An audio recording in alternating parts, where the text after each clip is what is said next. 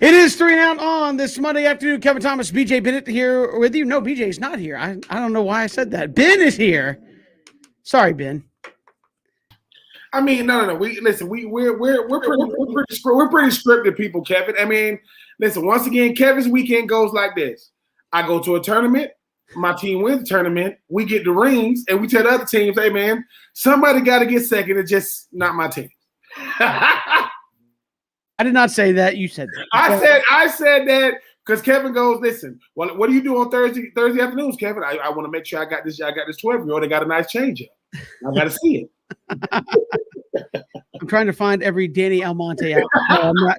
No, I'm not. All the pictures. No. They want to be with a winner. Yeah, no, I'm not trying to do that. At all. But no, we got plenty to get to here on the show. It is Ben Troop and Kevin Thomas here with you. We'll hear from Ben Ingram coming up in hour number 2. We'll talk some Braves baseball, as we'll have Braves baseball this weekend. As a matter of fact, Sunday, their first Grapefruit League game will be upon us, and we'll have that for you. We'll talk to Ben Ingram about how does this team look to shape itself up over the next month leading up towards the start of the regular season. So he'll join us in just a little bit. Brooks Austin of Dogs Daily on SI.com will join us to break down the Georgia draft prospects, and there's plenty of them. Brooks doing a good job of breaking them down there on Dogs Daily. He'll give us the lowdown on a good handful of the Georgia guys, especially with no combine for these guys to go to as well. He'll join us coming up in just a little bit. But, Ben, obviously, up until this draft happens, we're going to get quarterback controversy because you can't hype up a draft when everybody knows who the number one guy is, hands down, without question. And so the Zach Wilson v. Trevor Lawrence things continues. We have the audio from Matt Miller and Ryan Clark on Get Up. Well, let's do it. And then, Ben, I'll let you respond when we're done. But here's Matt Miller and Ryan Clark on Get Up this morning. The more you talk to evaluators around the NFL, they'll tell you that, hey, let's pump the brakes on this Trevor Lawrence kid a little bit, because while he has been anointed for the past 3 years as the future and savior of football, Zach Wilson, a lot like Joe Burrow last year, really had that ascension in his final year. Things clicked for him. You saw the numbers, the 33 touchdowns while cutting down on his turnovers. And the thing you hear from people around the NFL is this name, Patrick Mahomes, a player who can work off platform, who can drip from the offensive line, that has the arm strength to make up some of those things. And for Zach Wilson, people look at Kyler Murray, they look at Patrick Mahomes, they look at Aaron Rodgers and say, this is where the NFL is going. It's no longer the 6'6" drop back quarterback. The consensus is still Trevor Lawrence. And it's hard, though, for people to buck this trend of there's a lot of groupthink. There was groupthink when Mitchell Trubisky was the first quarterback drafted. Everyone in the NFL told you that's the guy.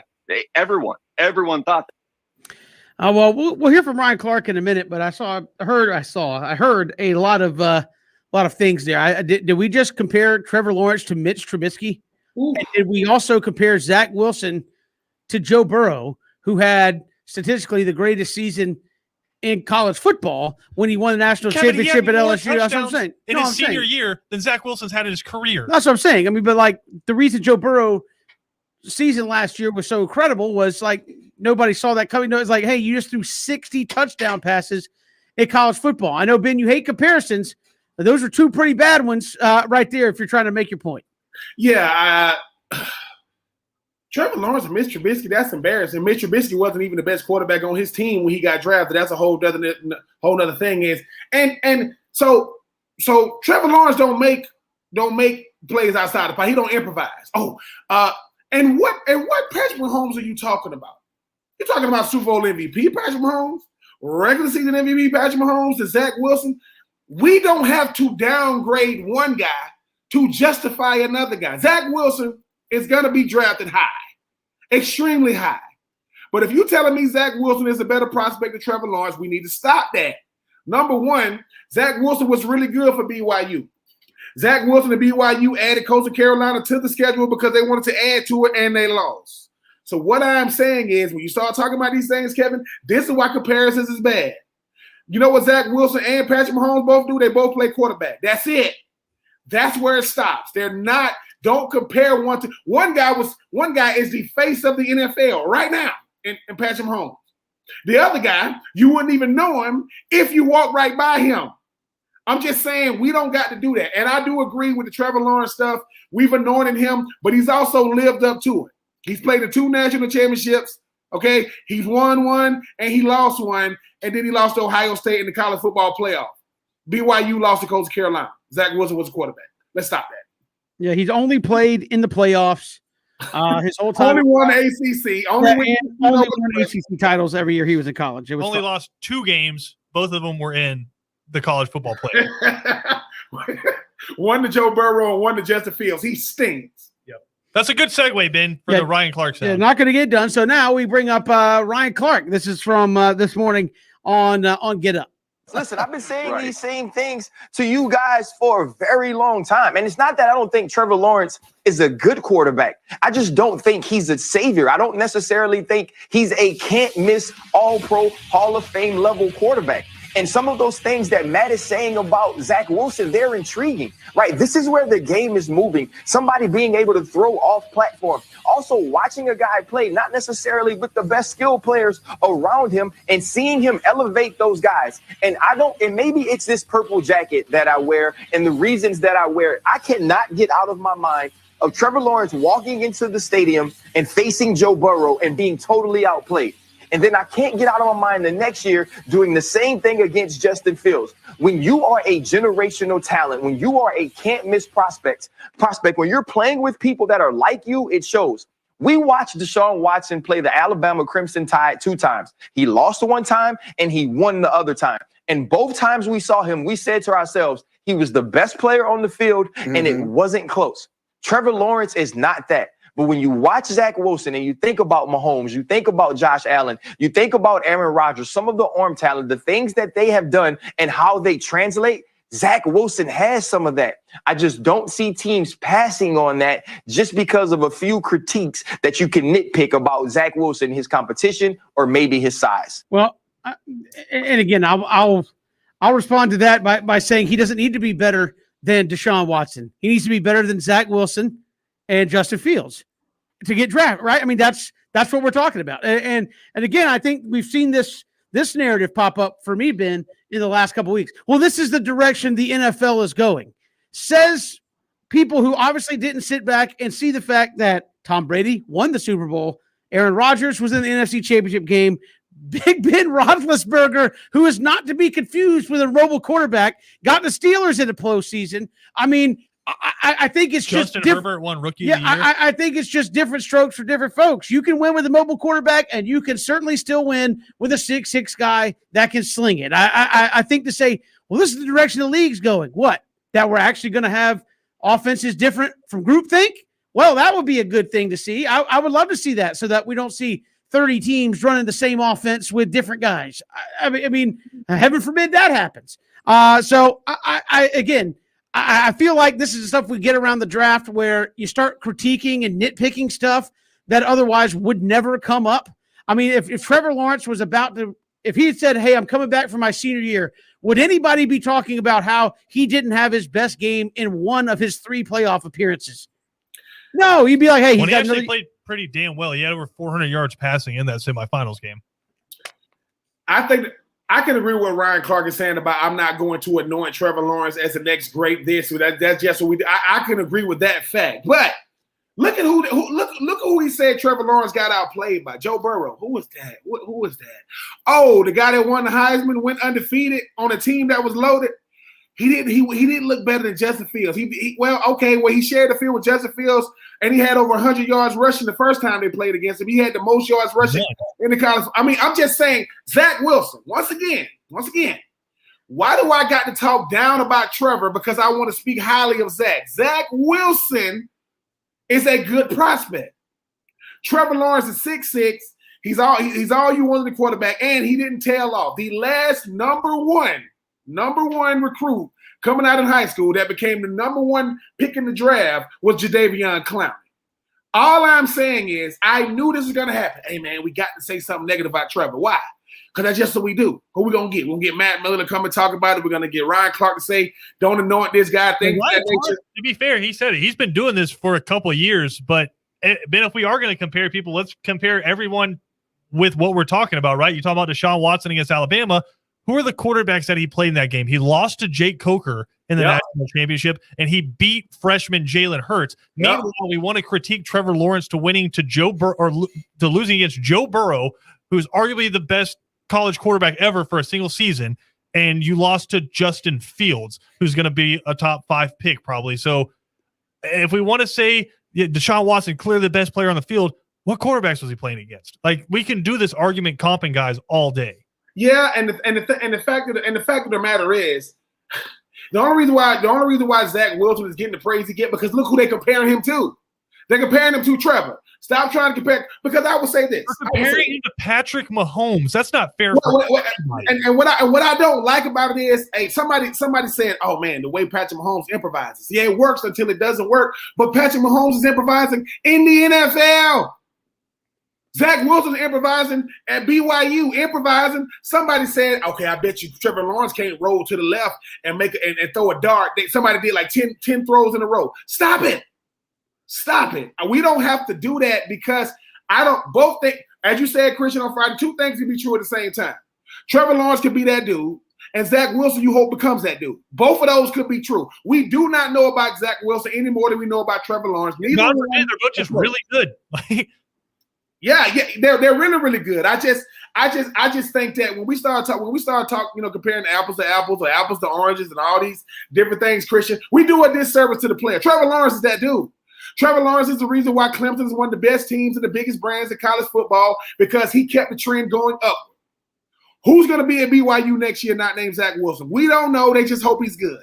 I'm just saying Trevor Lawrence didn't tail off, and you were looking for a reason for him to tail off, and he didn't tail off. He's only won the ACC. He's only played in the college football playoff, and he's played in 2 natties. He's played in 2 of them, and he won 1, lost 1. Because when he shared the field with Tua, he outplayed him. We forgot about that. Stop that. Trevor Lawrence going to be the number 1 pick. Zach Wilson going to probably be number 2, no later than number 4. You don't got to say, pump your brakes. No, Matt Miller, you might want to pump your brakes, because this stuff is nonsense. Matt Miller's carving out his corner, right? He's carving out, here's how I'm going to goes. I mean, when you start, if you start with them, I mean, he's going to get those clicks when you start. And I'm not mad at Matt. These guys sit there and watch tape. I am not coming at Matt Miller by any stretch of the imagination. But Christian, who you rather deal with? A person you've gotten to know for a little while, or a person that just met? We just met Zach. I hope it works out. Not a chance. Jacksonville is taking anybody else. I mean, again, you got to kind of sell the draft hype when, Jacksonville's really got to. I mean, that's the comments when you know people are like, Jacksonville's really got to hunker down and do their homework. No, they don't. Well, no, but they already know who they're taking. You made a good point, right, Kevin? Why do people get fired? It's not because draft picks don't work out. It's because you make the wrong draft pick, right? Nobody's getting fired if you pick Trevor Lawrence in the front office, right? You pick Trevor Lawrence. He's the guy you're supposed to take. Yeah. He's the clear number 1 draft pick. If he doesn't work out, that's not your fault. That's coaching.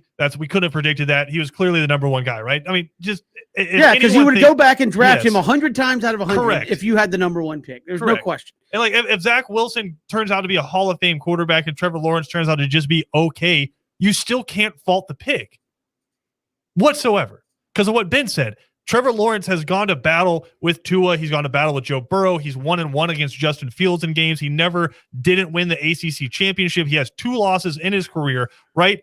Zach Wilson in his 1 big game got beat by a true freshman quarterback at Coastal Carolina. Well, I mean, this is kind of like, I don't even think this compares to like the Ryan Leaf, Peyton Manning debates or the RG3 versus Andrew Luck debates. I mean, no, those guys were big time quarterbacks, a big time program. Again, no disrespect. Zach Wilson's at BYU, and I'm not trying to downplay. He's a good quarterback, but to me, I don't see the comparison of like, hey, there's this big divide amongst. I mean, Zach Wilson, September of last year. Be honest with yourself. It's September 1st, 2020. Raise your hand if you had any clue who Zach Wilson was. Put your hand down. Put your hands down. Yeah, exactly. You didn't. Anyone in their car raising their hands, put your damn hands down. No. Somebody in their car might be, but I mean, I'm a BYU fan. I think that's a good point too, Christian. It's like, look, Zach Wilson did what you're supposed to do in a pandemic-stricken season to where we were just craving football. I had an incredible year with more eyes. Did what Joe Burrow did. Exactly. No one's going to say this. The same Joe Burrow who had the greatest season we ever seen. Yeah. Through a game. He threw a pick 6 against Florida. No one says a word. We need to stop it. It's okay. Jacksonville, do the common sense thing. Do not call. This is already in. Yeah. We already know this. That thing, like they already have the banners printed out and everything. Trevor Lawrence, the fair-haired prince. But I mean, Yeah. Kevin, to your point, the thing that's becoming the new phrase that drives me up a wall is this is what the NFL is looking for now. The best chart I saw from the Super Bowl was Patrick Mahomes dropbacks versus Tom Brady's dropbacks. Tom Brady maybe moved 3 feet in the Super Bowl and carved up KC. Yes. Patrick Mahomes was running for his life, right? Ben, we always talk about the spectacular plays that Patrick Mahomes make. That they probably piss Andy Reid off, right? Because he's having to sit there and say, man, my play broke down. He didn't hit the first, second, third read, so he had to come back, make a play, and hit the sixth read. That means the play didn't work, right? Yep. So just saying that there's one hat that's going to fit everyone in the NFL, it's just not true. Zach Wilson, if he's watching Patrick Mahomes, he's learning how to run backwards because that's all Patrick Mahomes did in the Super Bowl. Stop that nonsense. Stop comparing people to people. We'll come back. We got more to come here on 3 and Out. Also, Brooks Austin going to stop by in about 15 minutes. It's 3 and Out on the Southern Pigskin Radio Network.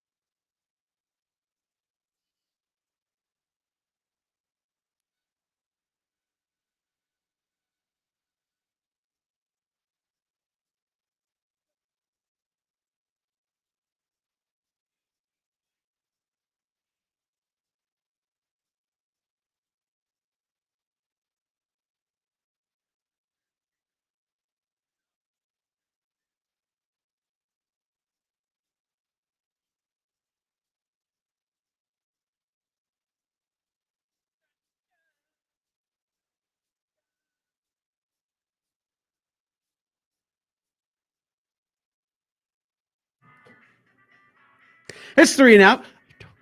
All across the Southern Pigskin Radio Network. Kevin Thomas, Ben Troop, Christian Gokel filling in. What are you yelling at me? Like I hear you mouthing something. Is it not for radio? Probably not. Okay. Don't want to. Yeah, no. That's fine. I see Christian's mouth moving across the studio, and I'm like, what are you saying? We were looking at the schools for like the Falcons draft just to kind of get an idea, and we just want to know where's Newberry. Any guesses on where Newberry is located? Is it next to Mayberry? What's the Newberry? Yeah. You have Mayberry, Newberry. Blueberry College in Northwest Georgia. There you go. Ben, do you have any idea where Newberry is? Ooh. Sound like a place that the Falcons need to stay far away from. That's what it sounds like. Leave it alone. I would be willing Can we to take a guess and Cody look it up? Yes, Don't tell us. I would be. I think it's in North Carolina. I'm going to say South Carolina. I would be willing to guess that the Falcons are the only team in the NFL. I would go Tennessee. Newberry sounds like Tennessee. Okay, so we've kind of covered those same geographical area. Dang it. Appalachians. Yeah, South Carolina it is. I'm guessing it's in Newberry, South Carolina. Cody, can you confirm to me that the Atlanta Falcons are the only team in the NFL with 2 players from Yale on the active roster? On the active roster. You probably, I would feel, you don't need to look that up. That's true. You don't need to look it up. I'm telling you right now without looking. Just look up Yale players in the NFL, and the Falcons will have 75% of them. Well, Cody's doing that. We could talk about. It's smart, though, because you can have them do your accounting and play for you on Sundays. They do their own deals. They don't need to have no, they're actually signing other players to the team. Yes. Maybe that's why they got drafted. Hey, we need you to work out a deal for so and so. Don't make the active roster. We'll make the front office. Yeah. If you work out a deal for our 7th round pick, we'll make sure you have a spot on the practice squad. There you go. It's fine. Are you finding the answer? What? Steer the show back on track while he looks it up. Well, I need Cody for this next part. Are you ready for this next part, Cody? Okay. All right. So we were looking at this thing going all over the internet with Cam Newton, right? Yep. Up at a 7-on-7. I believe it was for folks who don't know, I think Cam Newton does his own 7-on-7 teams, and he hosted a camp. Yeah. So apparently there's a young man that decided he wanted to say some stuff to Cam, I guess. Set it up. Talking smack, Kevin. Okay. Talking smack to Cam. Cody's got the audio. Lay it on us, and we'll respond. You're a free agent. You're a free agent. You're a free agent. You about to be poor. I'm rich. You about to be poor. I'm rich. You about to be poor. I'm rich. You're a free agent. I'm rich. You're a free agent. I'm rich. He's a free agent. Where your daddy is? Let me talk to your dad. Let me talk to your dad. Where's your dad? You're a free agent. Where's your dad? You're a free agent. You're a free agent. Let me. Where's your pop? All right. I didn't really hear a lot. I guess it's something let me recap it for you, Kevin. So I thought for a second it's like somebody had made a remix. I heard, I'm rich. I'm rich. I'm rich. He's a free agent. He's a free agent. You know somebody's going to turn that to a remix, right? Stop. It's already happened. I spoke into existence. Ben, go ahead. I set it up what this was how this all goes. The kid said, you're a free agent, talking bleep to Cam Newton, and Cam Newton with the greatest retort of all time turned around and said, I'm rich. And then that pretty much just repeated from there. Yes, and the thing now, let me start by saying, number one, when I first saw this, I'm thinking the kid was saying something just egregious, right? Anybody that's ever played sport, it don't matter what it is, football, baseball, basketball, golf, we talk trash, right? Now, time and place matters. The young man is talking trash to Cam Newton because he said, quote, "you trash." Well, he didn't say trash. He said something else. This is the thing. Sometimes, all ideas ain't good ideas. The young boy was just trying to get at it was Cam Newton's camp. He was saying something. He wanted to go viral. Cam engaged with him and saying, the young boy said, you about to be poor. You're a free agent. He's a free agent. Yes. Cam Newton about to be poor. I don't think so. Cam was saying after the young boy where his dad was. And then you had everybody jumping on the kid as if to say, we haven't talked trash. It became this is what's wrong with this generation. You can't be talking trash to Cam, and this is what's wrong with respecting your elders. The young boy wanted to go viral, and he did. The problem is Cam Newton is one of the biggest names in sports, and it didn't go his way. The young boy, which I still don't even know who he is, made a public apology. Yeah, he's a minor. Just not put his name out there. Yeah, I just think that now 2 things did happen. We live in a viral society. We want everything to go viral. I want to see a celebrity. I want to say something to him, but just make sure that the celebrity you're not saying it to isn't the guy at the camp you're at. This is the Cam Newton 7-on-7 camp, And there go Cam Newton. Now, I will say this. I appreciated how Cam handled it. Because all the people say, I would have got up in his face. I would have kicked him out. No. It's like we need to pump our brakes a little bit. All right? Cam handled it with class. The young man is going to go on to do whatever he was going to do, and now he has Cam Newton as an advocate for him. But I do think that we went a little crazy with the young dude. We act like he did the most egregious thing. You got certain people on there who know they're the last people need to be commenting on what young people are doing. They know who they are too. But I do think, Christian, that's the thing about perception. You're never, ever going to control it. And it's not going to end up well on your side. Cam came out looking good. The young boy came out looking bad. And for anybody that's never talked trash, you say, trash talking ain't about the game. That's you've never enjoyed any sport because that's 50%. You heard 1,000 times worse things than that just on a field against Vanderbilt. Yes. And the thing is, you know how many people wish they could say what Cam said? I'm rich. And you can't come back from that. Like exactly. No. Just imagine the kid's dad. Like the kid's dad going, I'm just happy I dropped him off. If he would have said, my dad right over there. And then I just think, Christian, it went viral. I don't even know where the camp was held. I just know that the young boy went viral, but talking trash to Cam, and everybody became these, advocates for sportsmanship and respect. Stop it. He was just talking a little trash to Cam. Oh, God. If you ever been to one of those 7-on-7 tournaments, that's light work for what he was saying. Absolutely. And I give the kid a lot of credit for coming at the guy that ran the camp. I mean, his choice of words wasn't really, because Cody and I were talking about this, Ben. Cam Newton to you and I is a very different Cam Newton to a 16-year-old, right? To us, he's a Heisman Trophy winner, NFL MVP, owns all kinds of records. To that kid, he's probably a dude who was kind of washed with Carolina, became a free agent, had a bad year with New England's now a free agent again. Like he's two different people to groups of people. Absolutely. And I will say this. Cam didn't act as if he was too big for the trash. I'm engaging with him. I didn't engage with him the way he thought I would, but he's going back and forth. Then they had another video to where he was trying to talk to the young boy about what you do at the game. I just think that too, we are starving for anything, for any type of engagement these days in entertainment. Anything we'll do. The doldrum of sports right now. Yeah. a 7-on-7 kid at a camp for Cam Newton just went viral for calling him trash. That is our Sunday, people.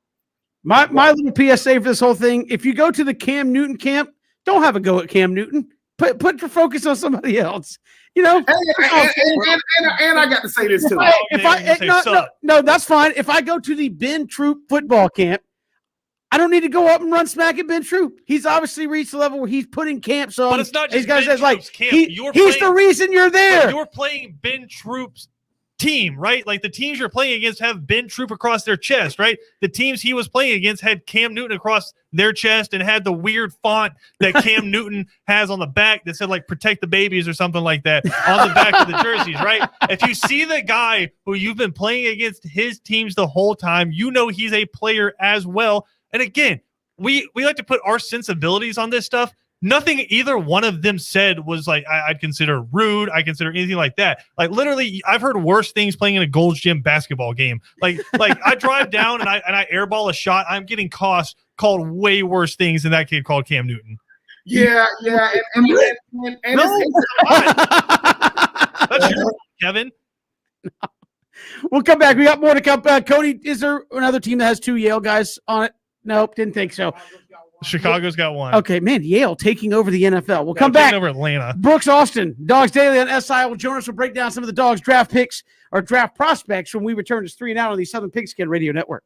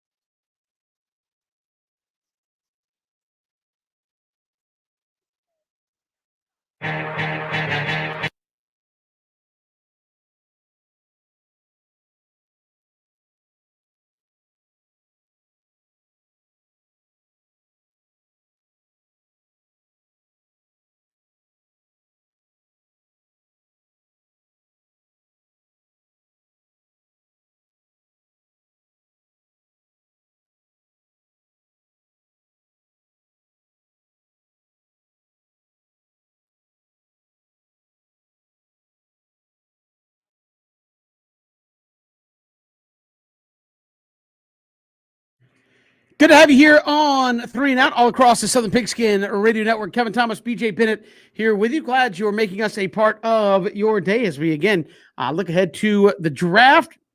No combine to go off this go-around, but joining us here from Dogs Daily on SI.com to look at the Bulldogs draft prospects. Brooks Austin joins us here on 3 and Out. Brooks, welcome. How are you? I'm doing well, gentlemen. How are you guys today? I'm doing fantastic. I guess we are at that stage here because of 2021 and the protocols, and the NFL already saying there's not going to be a combine. Everybody's tape kind of speaks for itself at this point, and I guess virtual interviews are kind of all that's left. How does that leave some guys that were maybe tweener, like maybe second, maybe first, maybe third, maybe fourth? How does that kind of change their draft stock, not having that one last show for the scouts? Yeah, so I think it really it kind of helps and hurts some prospects, right? I mean, if you put really, really good tape out there, your previous season this last year, it's great for you. Guys like Eric Stokes and Azeez Ojulari had career years when you just look at the tape. The statistical production was happened to be there for both of them as well. But for a guy like Tyson Campbell, who would have probably won the NFL Combine, and we're talking about a guy Tyson Campbell who is probably going to measure in at almost 6'3". And he's got world-class speed. I was expecting him to run maybe close to 4.31, 4.35 at the NFL Combine. That would have almost cemented him as a first-round draft pick, getting to see that happen in Indianapolis, whereas now they're going back to his tape. And I'll be honest with you guys, that junior tape for Tyson Campbell was not good. You guys could see that right off the bat. I mean, the obvious viewer probably saw that. At least my mentions on Twitter tell me that Tyson Campbell had a terrible year last year. So the obvious and the everyday fan could have saw that last year. Ben Cleveland was another guy that would have had a great NFL Combine. I was expecting him to run anywhere close to 5 flat, maybe even break 5 in the 40 at the NFL Combine at 6'6", 340 pounds. So I was expecting him to test really well. He had a chance to probably break the NFL Combine record in terms of the 25 or the 225 bench press. So that was another guy that would have just been a freak of nature at the NFL Combine. But luckily for him, he had a great year on tape. So it kind of goes both ways for a lot of guys, right? I mean, for DJ Daniel, a corner that didn't play a whole lot in 2020, his 2019 tape's really, really good. So for guys that are going back, for NFL scouts that are going back to scout a wide receiver like, say, Jamar Chase, if they go turn on the SEC championship game from 2019, DJ Daniel was tasked with guarding Jamar Chase a lot, and I thought he handled him pretty well in that SEC championship game. So it's kind of an up and down thing for some prospects in terms of whether or not having a combine helps them. Again, for a guy like Eric Stokes, I think it really helps him to just rely on the tape because the tape for Stokes is so daggum good. And Brooks, obviously, had it been the combine, you know that the physical aspect is just one side of it. Some of these guys, they kill it away from the field when they sitting in those interview rooms. Which one of these guys is going to just, because obviously all they're doing is virtual interviews and talking to coaches. Which one of these guys' personality is going to jump off, the screen and make one of these teams go and look, man, not only is he a great player or a great prospect, I think he's a great person as well. I think a guy like Monty Rice, Ben, I mean, Monty has been a vocal leader for the University of Georgia for a long time. And even just the simple background checks you ask around Georgia's program, you're not going to hear anything but great things about Monty Rice. And he's going to interview really, really well as well. So I think when the NFL just kind of does some deep dive on Monty and kind of ask that program, ask around like, hey, what was he dealing with this year? Where they actually find out, how banged up and how willing he was to play injured this year. I think that's going to increase his draft stock just because of how daggum tough he is and how good the character eval is for him. And of course, Richard LeCount lights up any camera, any interview he's ever had dating back to his days of high school down there in South Georgia. So, I mean, Richard and Monty are the two guys that come to mind when you just talk about, hey, who's going to interview really, really well? And another guy is the guy like Malik Herring, who we haven't heard a ton about Malik Herring. We haven't heard a ton from Malik Herring during his career at Georgia, but always a really good interview. And just a really smart individual, smart young man. And anybody who plays as much as he did during his time at Georgia on a defense that typically rotates a bunch of guys, right? Malik Herring was one of about 3 guys over the last 2 years that just didn't come off the field. And you don't do that for Kirby unless he trusts you on down in, down out for an entire 4 quarters. So those are the 3 guys that I would kind of think of that, are really going to jump off the screen to these NFL evaluators. They're like, hey, if for nothing else, those are character guys we want to bring in here. They will make our organization better from day one. And even with Malik having, you know, an unfortunate injury at the Senior Bowl, I think, you know, all he really has is these interviews. So I think he'll be completely prepared and ready to go for these things, Ben. Brooks Austin, Dogs Daily on SI.com, joining us here on 3 and Out. Let's look at some guys individually. Let's talk Richard LeCounte. Where do you feel his draft picks or his draft kind of stock sits right now, and where do you kind of see him falling in the draft? You know, Richard, I love watching Richard LeCounte play football. I think he's, you know, one of the most instinctual athletes and instinctual football players I've ever evaluated. But the NFL's not hot on Richard, and I don't know why. I kind of know why. I get it. He's 5'11", 190 pounds, soaking wet. He's not going to test really, really well. You know, he's banged up right now. We don't know the full extent of his injuries, but he is back. He is supposedly healthy. He's training and getting ready for the NFL or the pro day at Georgia. But you know, not a measurables guy. Like, never going to be a measurables guy. And it's just you have to trust the tape. You have to trust your ability to scout that position. But the NFL has real questions about whether or not Richard can play single high safety, whether he can play middle of the field safety. These days of in the box safeties, guys, they're kind of dying out. Slot corner has become a real thing in the NFL. But I mean, think about it.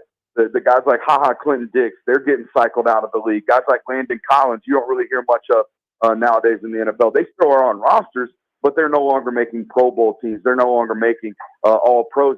And there's a reason for that. It has become a passing league, and the NFL really, really questions whether or not Richard can make an impact sideline to sideline when the hashes get tighter and the field seemingly gets larger and players get faster. The NFL has real questions about whether Richard's going to be able to, you know, convert to the next level. And I see him right now falling anywhere from, you know, that mid to late third round range. Whereas, you know, preseason, we're talking about a preseason All-American. We're talking about a guy that started for almost 4 years at the University of Georgia and came in as a highly talented recruit. Now he leaves Georgia after a historic and you know, very illustrious career with the Bulldogs. And the NFL draft prospects and the NFL draft grade isn't really, you know, reflecting what I felt like he put on tape at Georgia. So that's kind of the guy that, of all these guys we're talking about today, I'm really, really shocked to see the feedback that Richard's got in this NFL draft prospect guy. And Brooks, speaking of feedback, I mean, the last time Azeez Ojulari was on the field, I mean, he showed everything, especially in that second half, 3 sacks, a lot of pressure on the quarterback. You talk about a position of need. I mean, he's a guy, 6.5 or 6'2", a guy, 6'3", that can go out there and has a really, really good quick step and a lot of explosiveness. Talk about, like, his assertion. I mean, we talk about Richard LeCounte, we talk about different guys, but nobody has done more for that draft stock, especially in the last time we saw them than Azeez Ojulari. Yeah, and I think a lot of that had to do with 3 sacks against Cincinnati, right? I mean, he closed the season as well as anybody. And what Azeez does in terms of his ability to capture the edge, to rush the passer, it's an invaluable skill set in the NFL. They value the ability to get after the quarterback, and that's something Azeez has done really, really well. And when you watch him on tape, right, he doesn't really – Georgia hadn't previously really given him green lights to go get the quarterback, right? To really rush upfield with complete freedom. But at the times in which they did, when they said, Azeez, it's 3rd and 8, go get the quarterback, we need a play. I got number 13 made a play almost every single time over the last 2 years. So, yeah, he put some great things on tape. The one thing I'll say about him that I keep hearing from NFL evaluators and NFL scouts is, well, they question his overall size, right? He's only about 6'4", and he might weigh in over 240 pounds. That's typically a quote-unquote undersized defensive end or edge rusher, if you will, on the NFL level. But when you watch him on tape, man, he's had his hand in the dirt playing as a true defensive end majority of his snaps at Georgia and in the SEC, and he holds the edge really, really well in the run game, Ben. And you know how valuable that is, and you have to be able to do it. You can't just be a one-dimensional edge rusher, a one-dimensional run stopper. You have to be able to do both.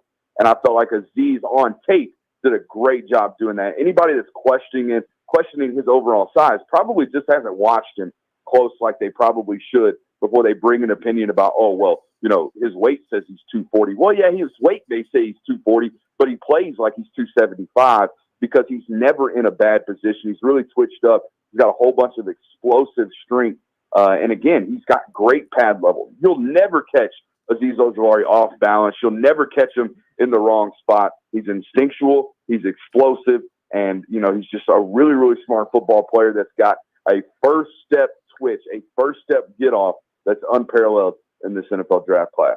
All right, Brooks, I know we've talked about this, but I'm curious to see if your thoughts have changed.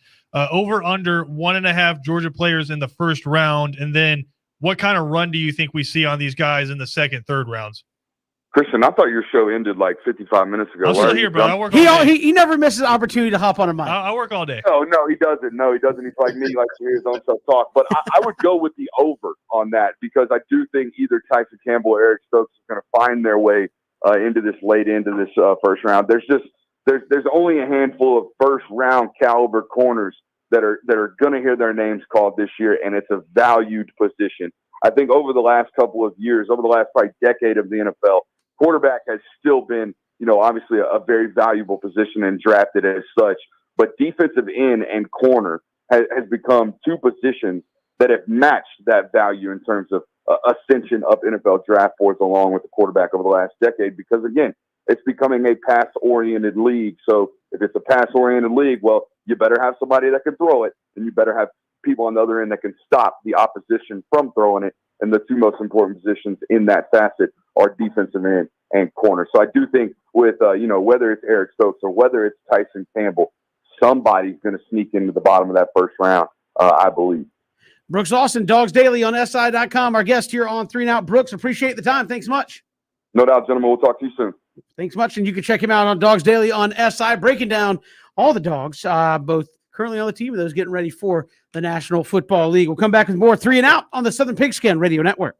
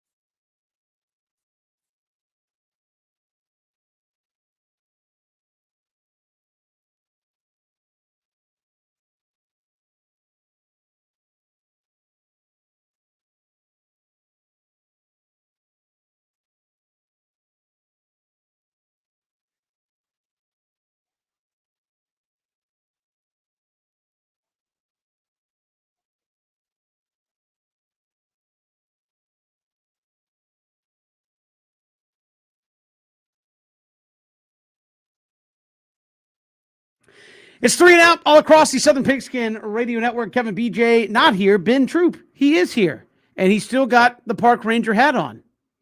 Oh, the silhouette when you sat back and you just saw, I saw the brim just now. Again, you can see Ben there on Twitter, Facebook, and YouTube. But you stood up and just the hat went straight to the sides. Listen, you have your part. You don't know if I'm a drill instructor or I'm finna make sure that you don't burn up your backyard. But either way, be ready. That's all I'm saying. Listen. I am Mr. Stay Ready. I'm Mr. Do Dirty. I do dirty and I stay ready. You don't know which one's showing up at your front door. You better open up the door though. Know that.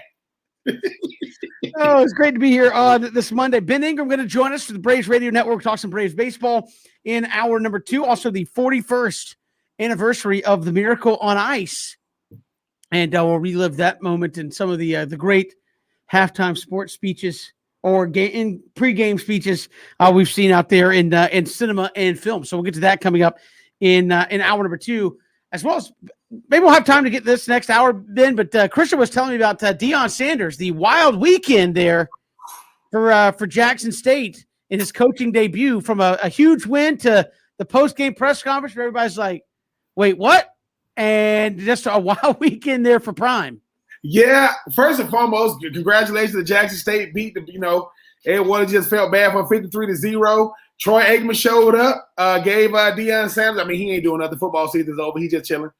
But Deion, check with your staff before you sit down. Just check with your staff first. That's all I'm saying. Not saying you weren't lying. Just check with your staff first. Make sure they know where everybody's stuff is before you go off into post-game presser. Hour 2, Ben Ingram coming up next.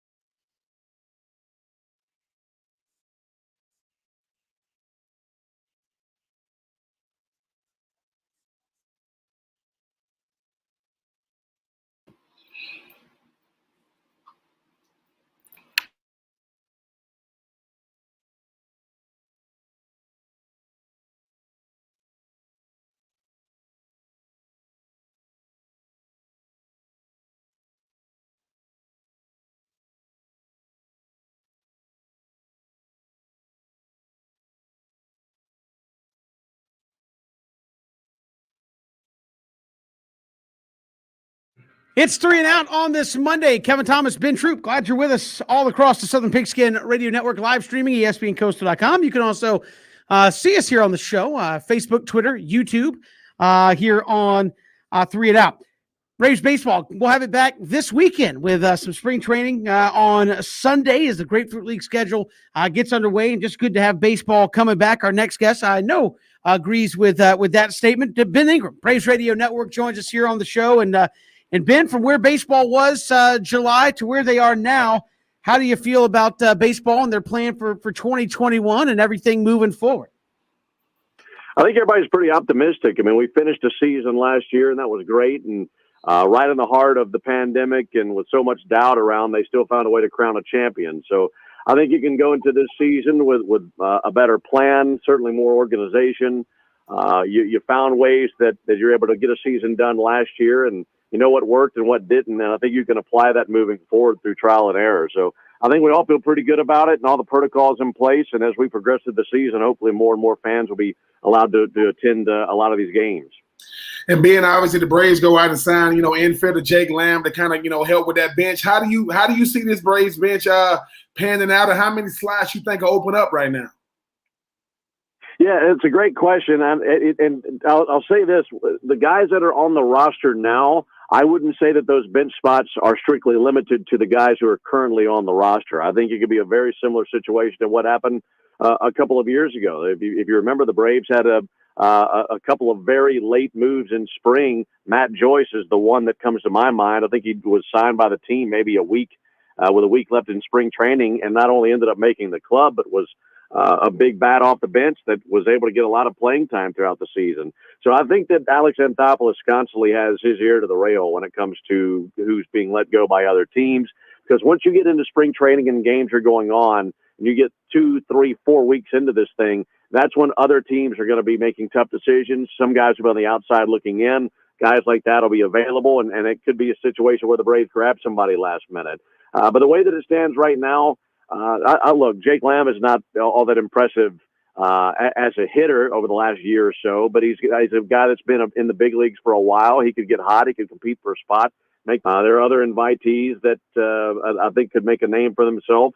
So you just have to let that play out over the spring because there's so many things that can take place over spring training that you just never could have predicted. I think the Jason Kipnis signing is interesting. There's a guy who's 33 years old, a guy that did some good things previously in his career. So you never know how a guy is going to compete at spring training, who might get hot, that kind of thing. And I think when it comes down to it, unless there's a better player out there, a lot of times teams will just go with who the hot hand is towards the end of spring, how that fills the need the best. And you really can't make that evaluation until you've seen these guys compete 10, 15, 20 games throughout a spring training session.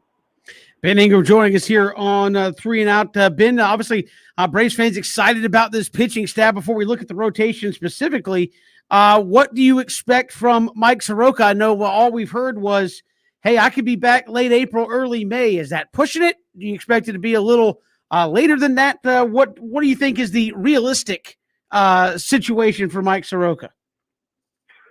To me, the most encouraging thing that we've heard to this point is Mike talking about being ready for the first week of the season. Now, you'd expect him to say that because he's a competitor and he knows his body and he's going to be pushing himself to do everything he can to make every single start that he can.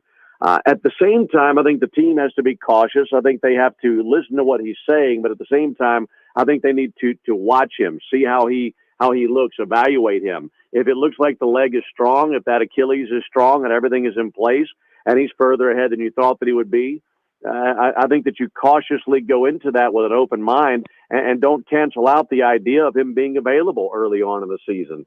Because at the same time, you have to remember, yes, it is an Achilles injury, but he's a 23-year-old. He's a guy who knows his body well. He's always been in great shape. So it wouldn't shock me at all if someone of that pedigree were able to bounce back a little bit quicker than most people would. Maybe at a later age in their life. I think Mike Soroka at 23 and the health that he's in, he's certainly in a great place to bounce back from this injury quicker than most people. So I think that's the beauty of spring training. You've got a little bit more than a month to watch these guys, evaluate them, see how they feel 24 hours after getting out there, 48 hours after getting out there. How's the arm feel? All these pitchers should be fresher than they normally are, given that there was only a 60-game season last year. So for where they would typically be in February and how they typically feel, I would assume that these guys feel a little bit fresher than that, given that they didn't really have a very large workload in 2020. So for Mike, I think you go into it with an open mind, and at the end of it, it wouldn't shock me if they were ultimately cautious and said, okay, let's give it a time or two through the rotation and then put you in there and give you a little bit longer of a ramp-up period. But at this point, I wouldn't put anything by Mike Soroka. If he told the team green light him and they evaluated him and they felt like he was good to go, then that wouldn't shock me at all if he was ready for the first week of the season. I mean, Ben, speaking of new guys, Charlie Morton, 37 years old. What a realistic expectation for him. And obviously they got big plans for him in the postseason if and when the Braves do make it there. Yeah, they do. And the good thing about Charlie is he's going to bring a lot to your team. He's going to bring a lot of value. First and foremost, what he does when it's his day to pitch. And also I think it's good to have a veteran like that in your rotation.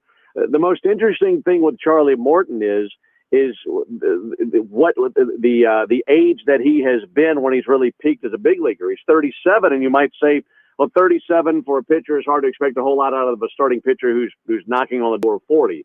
But this is a guy who was an all-star for the very first time in his career at the age of 34 years old. His age 34, 35, and 36 seasons were significantly better than his 24, 25, and 26-year seasons. And that's a rare scenario, but it's certainly something that we see time to time because when pitchers come up, it's hard to learn how to win at the big leagues. It takes time. Sometimes it takes guys longer than you'd expect, and I think that's something that we get into every now and then with prospects, where maybe we give up on guys a little bit early. Charlie is hardly the first guy who has figured it out in his 30s as a pitcher. So to me, that's really encouraging. I would say that the tread on his tires may be a little bit more there than it would be for a typical 37-year-old, just given how late he peaked in his career. But you're not going to give him a situation, a stage, a moment that's going to be too big for him because he's done it before. He's succeeded in the postseason. He's pitched for some really good teams over the last few years and was a key cog in their rotation over the last few seasons in Houston and in Tampa. So I think he's really gained a lot of wisdom over the last few years. He's been able to take that and turn it into successful numbers. And you're hoping that he can do that in Atlanta and be probably your 3 ultimately in the rotation after Fried and Soroka. You'd probably put him in at 3, and then you see what happens with Ian Anderson and Drew Smyly. But I think he's going to be a really good part of this rotation. Ben, obviously the Dodgers and the Padres have made a lot of noise about bolstering their rotations, but given the young talent in this Braves rotation, how good is it currently, and how good could the upward trajectory be on this rotation? Well, there's no doubt that you could have the best young core in the big leagues, and I say that basically revolving that around Soroka and Anderson. Max Fried is 27. So you feel like age-wise, he's going into the peak of his career. Typically, you see the best and most consistent play out of players age 26 through 29. So going into his age 27 season and given what he's accomplished over the last few seasons, so long as he's healthy, I expect really good things out of him. I think Ian and Mike they both have the ability to be league-wide aces. And you probably heard me say before that every team has a number 1 starter, but not every team has an ace. I think there's only maybe a dozen or so guys like that, upper echelon aces in the big leagues. And I think that the Braves have a couple of guys who could turn into that in Anderson and Soroka. They're both 23 years old. So young and so much talent. And then when you're talking about Smyly being your number 5, I mean, he's a guy with lots of experience and certainly is going to be competitive. So it's a really good starting rotation. And now you just got to hope for health. I think if they're healthy, they'll get out there, they'll be consistent, and they'll be amongst the best in the big leagues. And that's all that you can hope for. And once you get to the postseason, you just got to hope that those guys are hot, because at that point, it's not just about pitching depth. It's about whose starters are hot at that point, who's dealing at that point. Of course, we saw that last year with the Dodgers. They had a really good rotation, but those guys were on their sharpest games by the time they got to the postseason. So I think you've got the makeup of it being what you want it to be. I think you've got the recipe for it being really, really good. Are they better than LA or San Diego right now? I don't know. And there's no way to know. But you'll see these guys get out there and once the season starts rolling, so long as they're healthy, I expect good, consistent things out of all those guys. And Ben, I know I seemingly ask you, this a lot when they talk about Alex Anthopoulos. When you look at what goes on around him in this division, obviously everybody's going crazy over the Fernando Tatis $340 million deal. The fact that all those things go on around him, but you got young stars like Ronald Acuna Jr., who's a top 10 talent. Freddie Freeman finally got his MVP, recognition last year and winning the award. You got to talk about what he's been able to do and not worrying about what's going on around him as far as spending and still finding a way to win this division. I think that's a sign of a good general manager. I don't think that you can. I don't think you can be a good GM constantly looking at other teams. I think you have to know exactly what you have. I think you have to know the recipe for winning and feel good about your chances. If you're going to be the general manager for a team, and all you're doing is looking at what the Phillies and the Mets and the Nationals and the Marlins are doing, to me, you're not paying enough attention to what you've got. It's no secret what wins in the big leagues, especially now in 2021. I mean, you've got to have great pitching, you've got to have defense, and you need a deep lineup. You need a lineup that can hit the home run ball, because that's the name of the game in 2021 is gappers and bombs, and you got a team that is doing that. So I think I think with each passing year, we always hear of the team in the National League East. That's the team to beat. There's always a lot of hype around a team, and sometimes it doesn't materialize. And not to pick on the Mets, but they've been that team over the last few seasons. I'd say 2 of the last 3 years, they were the media darling going into the season. And I'm not typically one to buy into hype in the big leagues, because it's such a long season. And you can show me a good roster and all that, but they still got to get out there. They've got to be healthy. And while the Mets have spent some money this year, and all of a sudden their pockets are extremely deep with Cohen acquiring the ball club, I think there is a special element to having a proven winner and the kind of chemistry that builds at the clubhouse. And the Braves have that. I mean, they're bringing back guys who have been division champions for the last 3 years in a row. They've added guys who have been winners other places. So it's really hard to knock those teams off. And there's a reason why the Nationals were so good for so many years. And before that, the Phillies were so good for so many years. They had a good core of guys who knew how to win and expected to win. And I think that's what the Braves have done in this clubhouse. So I'm not discounting the Mets. I'm not saying that they won't be a tough challenge. And I'm certainly not saying they wouldn't win the division. But this Braves team is going to be a really tough team to knock off, given what they've been able to achieve over the last few seasons. I think Alex is at the top of all that. Ben Ingram, Braves Radio Network, joining us here on 3 and Out. And Ben, obviously 102 more games on the schedule from last year. Does that mean you think the Braves will be more patient with a guy like Austin Riley, maybe Christian Pache offensively, than maybe they were in a 60-game sprint to the finish? Yeah, I think so. I think when it comes to patience for a player, a lot of that is dictated by what are your other options.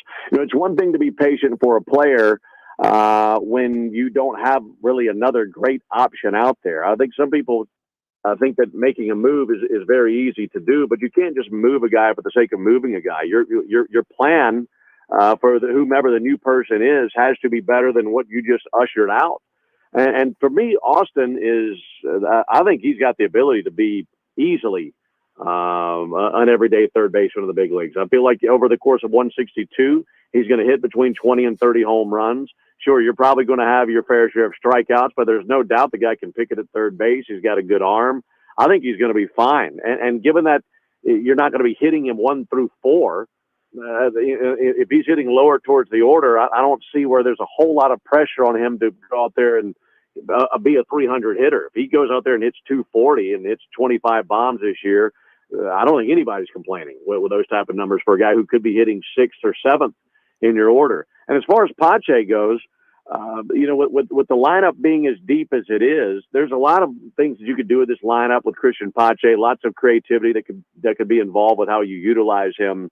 But his biggest attribute is his defense. And I think over the course of 162, the accumulation of what he is every day in the big leagues is going to be a great glove. I think it's going to be his defensive abilities that are going to shine more than anything. And not to say that you don't need something from him offensively, but I think if he can continue to develop as a young man and a hitter, finding ways to get on base, utilizing his speed, learning how to steal bases, I really think that he could be a fine player. So I think that the organization is very excited about both of those guys moving forward. They're both extremely young, and I think both of those guys have a very high ceiling. And in my personal opinion, those would be two guys I put in the lineup every day so long as they're healthy and let them continue to get better every single day. Ben Ingram, Braves Radio Network, and we'll have Braves baseball for you on Sunday from the Grapefruit League as it gets started. Looking forward to that. Ben, we appreciate the time. Thanks so much.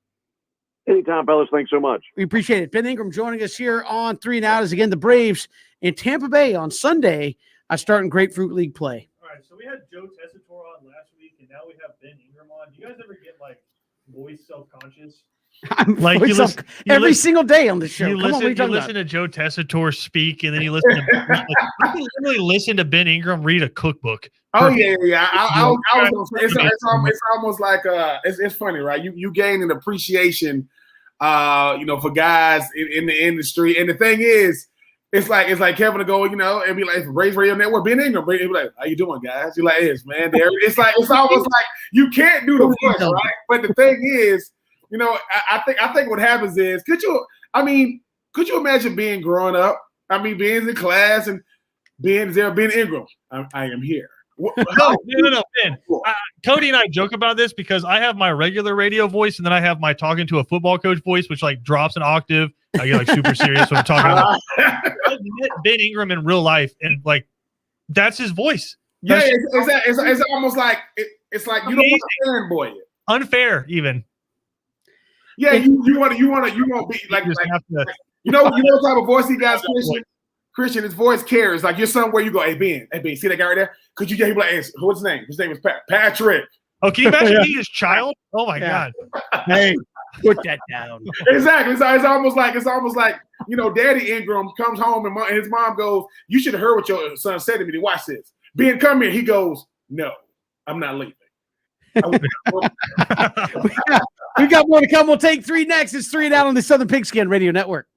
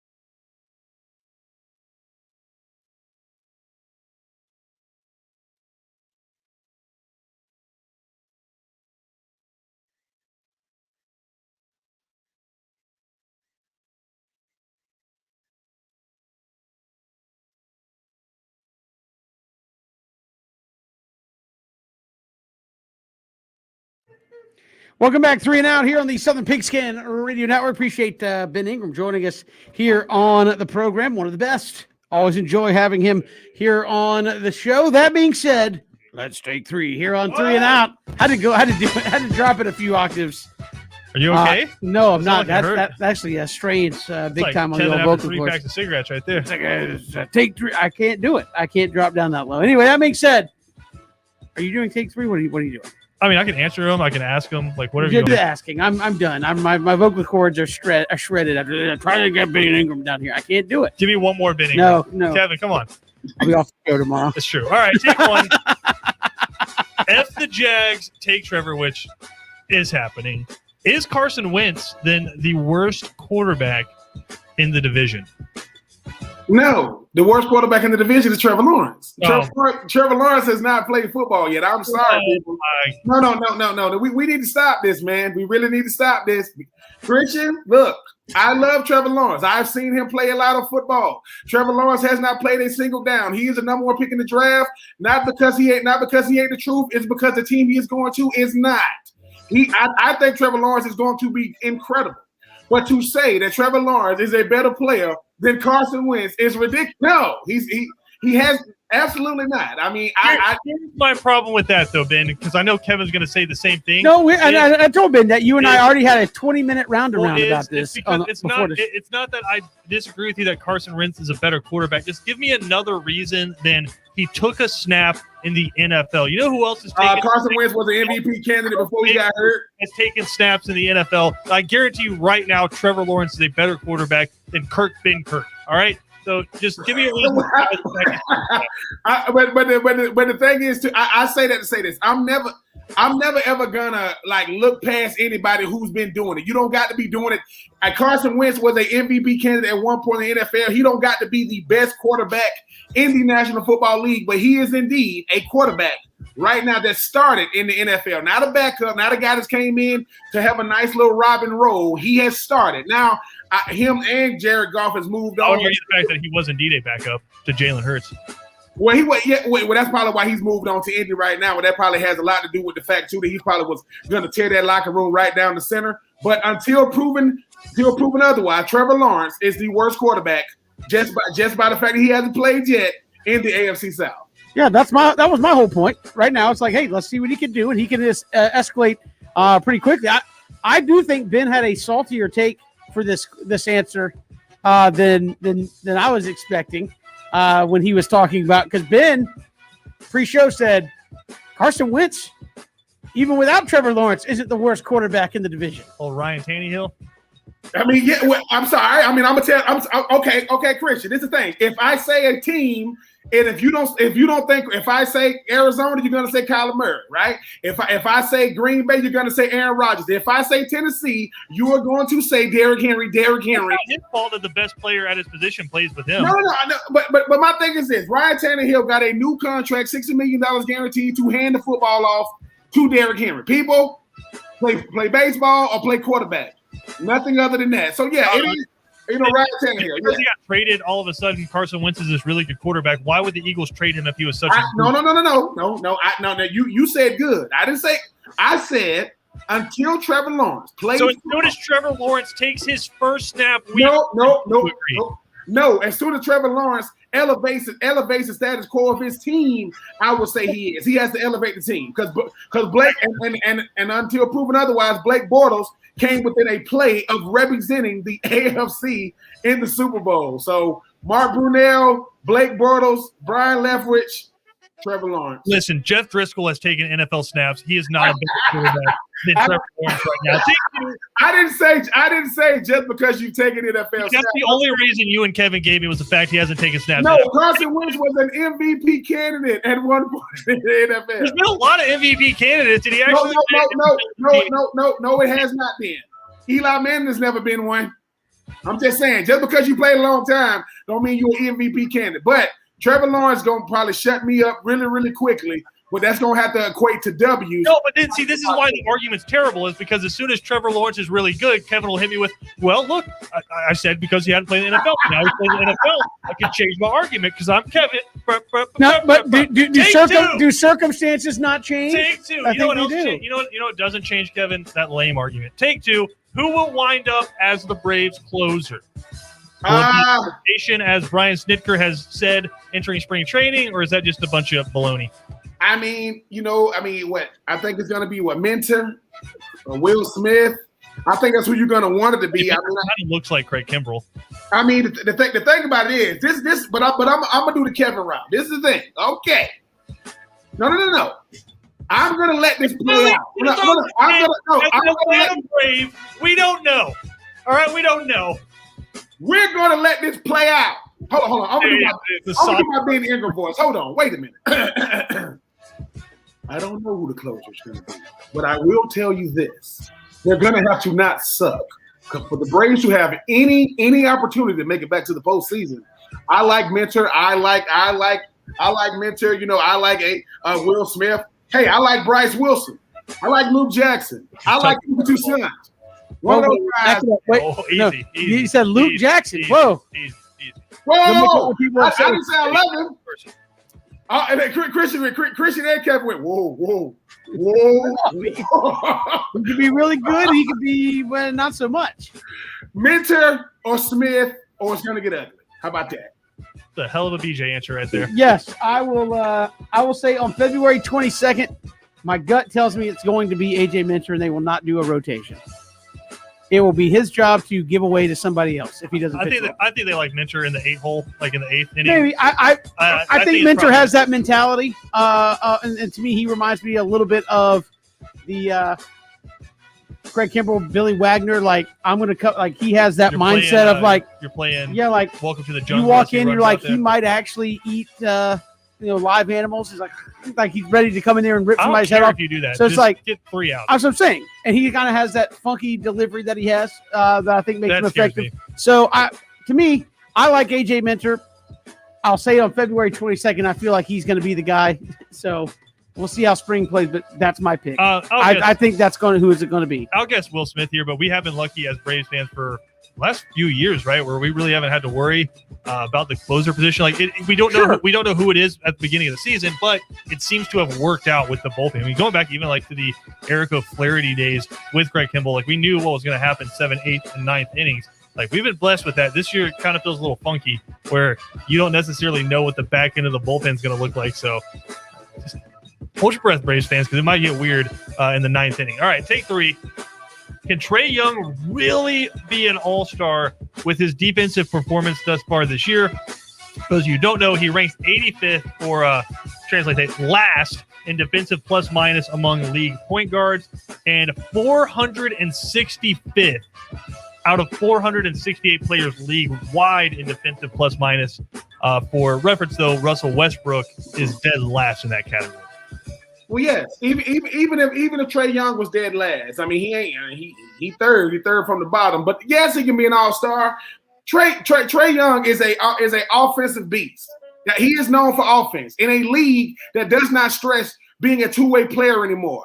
I know we try to live in this world to where, oh man, you want to be doing on both sides of the floor. Who cares? No, guys get to the free throw line a lot. Guys can put it in the bucket. Guys can get assists. Trae Young, I'm just comparing him in size and ability. Allen Iverson was never known as a guy who dominated on the defensive side of the ball, but he dominated basketball games because of what he did offensively. Trae Young is about 150, 160 pounds. I told this to Kevin.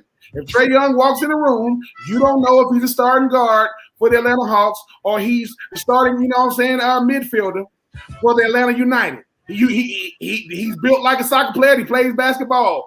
I don't like this notion of they got to play on the defense. Since when?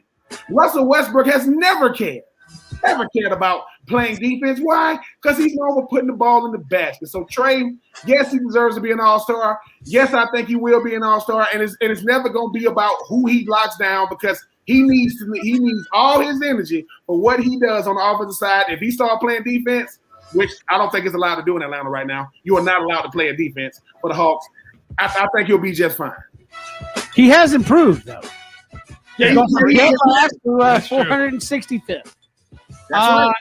I mean, I think as Ben said, especially for All-Star, like, have you watched an All-Star game? There is no defense, so If that's what's holding him back, whatever. But I do think what would keep Trae Young out is just the fact there's a boatload of really good guards in the NBA. So unless you're just going to play 5-on-5 with all guards, maybe. But I mean, I think he's got a good chance of still doing it. I mean, it probably doesn't help that the Hawks haven't won as much as maybe people would have hoped out there. But we need to get our buddy Bill Shanks on the phone and be like, "How's that bandwagon turning out?" Hawk bandwagon? Yeah, he said, "Hey, this team's gonna be really exciting. Go ahead and get on the bandwagon now." I mean, they are really exciting. They just, I was gonna say, in Bill's defense, you can be exciting and still keep losing So every they're night. the Ole You Miss. just- you They're just- they're yeah. the Ole Miss of the NBA. The Ole Miss football. Hey, They're gonna you're most score- exciting team in the SEC. You're not doing anything, They're gonna score. but you are the 50. most exciting They're gonna team out score there. 50, but they're gonna lose 70-50. That's Yeah. correct. That's correct. No, I I would guess. go with that. Yeah. I guess. I mean, I haven't been overly enamored with Trae Young, and I realize he's still very young in his career. I haven't been overly enamored with his play as far as like, yeah, he can score, but put that on a real team, right? I mean, as of right now, the Hawks are a bad basketball team. And if you surrounded him with other superstars like you have to do to win an NBA title right now, Well, I think to don't me know that's that an he would ever indictment be on the guy. whole Hawks team because I feel Well, like right, they but do it's- have good players, but they're they don't so win. bad that if the Hawks actually added good players, then Trae Young isn't putting up this many points, but he's also probably Sure, but- still that bad at defense. I think the Hawks are disappointing because they do have, like I said, they do have good players and they aren't performing in terms of the wins and losses. I mean, offensively they are, but I mean, you have I mean, John just Collins, Trae But, Young. I mean, I think like teams went are out and got actually Clint Capella. competing. Like the Celtics have 3 players on their team that are better than anybody the Hawks have. Yep, I agree. And the Celtics don't have. I would say the Celtics really don't have a superstar yet. Like, Sure. Tatum's really good, but they don't have that guy who is a superstar yet. The Hawks aren't competing for anything until they get an actual superstar. I think Trae Young's a really good player. I don't think he's a superstar. Yeah, Trae Young. Yeah, Trae Young is what the NBA is now. You got guys that can really, really score. You got guys that can really, they specialize in one thing, and that's putting the ball in the basket. But when you start talking about being a two-way player, that's not. And he's always emphasized going to be anymore. compared to the guy the Hawks traded for him, which is Luka Doncic. Yeah, and the thing is, Luka not only is just like look at not just what he does for his team, what he's doing in the league. I mean, obviously you can't coach height. I mean, 6'8", but he has been a You pro. can draft it though. Yeah, we did have him, and I think that's the problem. Christian, when you talk about the Hawks, is when the Hawks had the best record in the East. What did it mean when it came time? Nope, didn't matter in the playoffs. It's like you are trying to build a culture. I'm never going to hold losing against LeBron against an organization, much like the NFL. I'm never going to hold losing to Tom Brady against you. I'm sorry, I do. I'm sorry. I mean because that's these are we talking about your best team you've seen probably ever, and you loaded with all, and then you literally got rid of everybody the next year. It's like so. I just Jacksonville. You had your best team ever. Went to the AFC Championship game. Who'd you run into? Tom Brady. yeah, and it came down to a defensive effort. I mean, it came down to a throw by Blake Bortles. I mean, the defensive player of the year, Stephon Gilmore, got his hand in there, and then they go back to mediocrity again. That's the Yeah, Atlanta I Hawks. don't care who you have on your team. If you, as an organization, if your challenge is you have to beat LeBron in 7, no organization's feeling comfortable with that.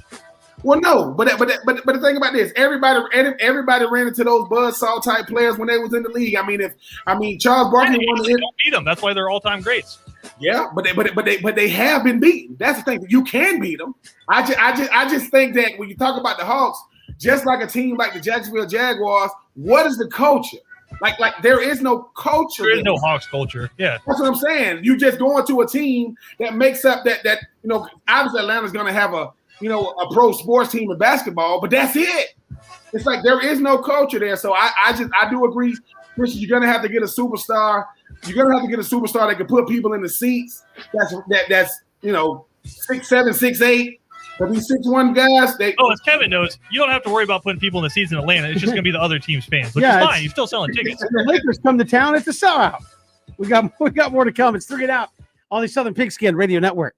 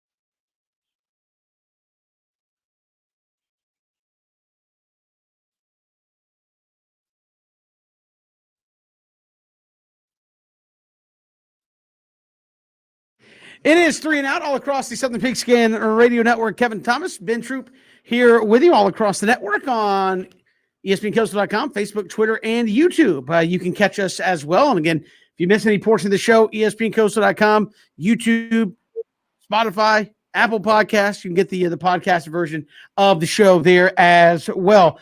Today's 41-year anniversary of the Miracle on Ice. United States beating the Russians for the it wasn't for the gold medal. It was just beating them in the Olympics to go to the gold medal game. Correct. And obviously everybody's seen Miracle. Ben, is Kurt Russell's speech the best sports movie speech ever? Yeah. Tonight, you are the best hockey team that's ever lived. I would say yes because of what led up to it. Like watching Miracle and understanding what Kurt Russell had to be for that team in order to get him there. Like he had to be the villain. I had to be who he hated the most. Like I got to make them hate me more than their opponent. Like I had to make them, again. And to me, that's a sign of a great coach. A great coach is very, very demanding. I'm going to place so much of a demand on you that I'm going to make you feel as though I can't please this dude. Like no matter what I did, I can't please him. Then you see the method to his madness. He goes, look, I'm going to Lake Placid. I'm gonna pick these guys. I don't need 2 days to evaluate, and I'm gonna whip these boys into shape to where when it's time, they're gonna go out there and make it happen. I mean, it's got to be the greatest because of the significance of it. Now the inch by inch. I was about to say that is based on the simple fact that Kevin doesn't do an amazing impersonation of it. Kevin, please. Please. We claw for, we reach for the bear. Given Sunday, Al Pacino. And you look your guy in the face next to you and know that he's willing to go that inch for you. It's like now what I can say is it's in front of your face. It is beautiful. Now the thing is this. The thing about the inch by inch though, it's how he starts. He's like, gentlemen, we're in hell, gentlemen. It's like, and Christian knows, like, when you got a coach, when a football coach, they're dramatic. They should probably go on to be actors because they have to be able. I got to paint this picture for you. He goes, I pissed away on all the money I had and anybody that ever loved me. So I went from talking about the game and talking about my life to why I love you guys. He goes, we are willing to fight back to the light, like because it's rough around here. I just go because at first Willie Beeman, aka Jamie Foxx, is looking like, man, if you don't hurry up with this speech so we can go, man, I don't want to hear nothing about it. And at the end, okay, I'll do whatever for this dude. So yes, I would say Miracle is the best because the significance of what those young men were doing, and they did it for America.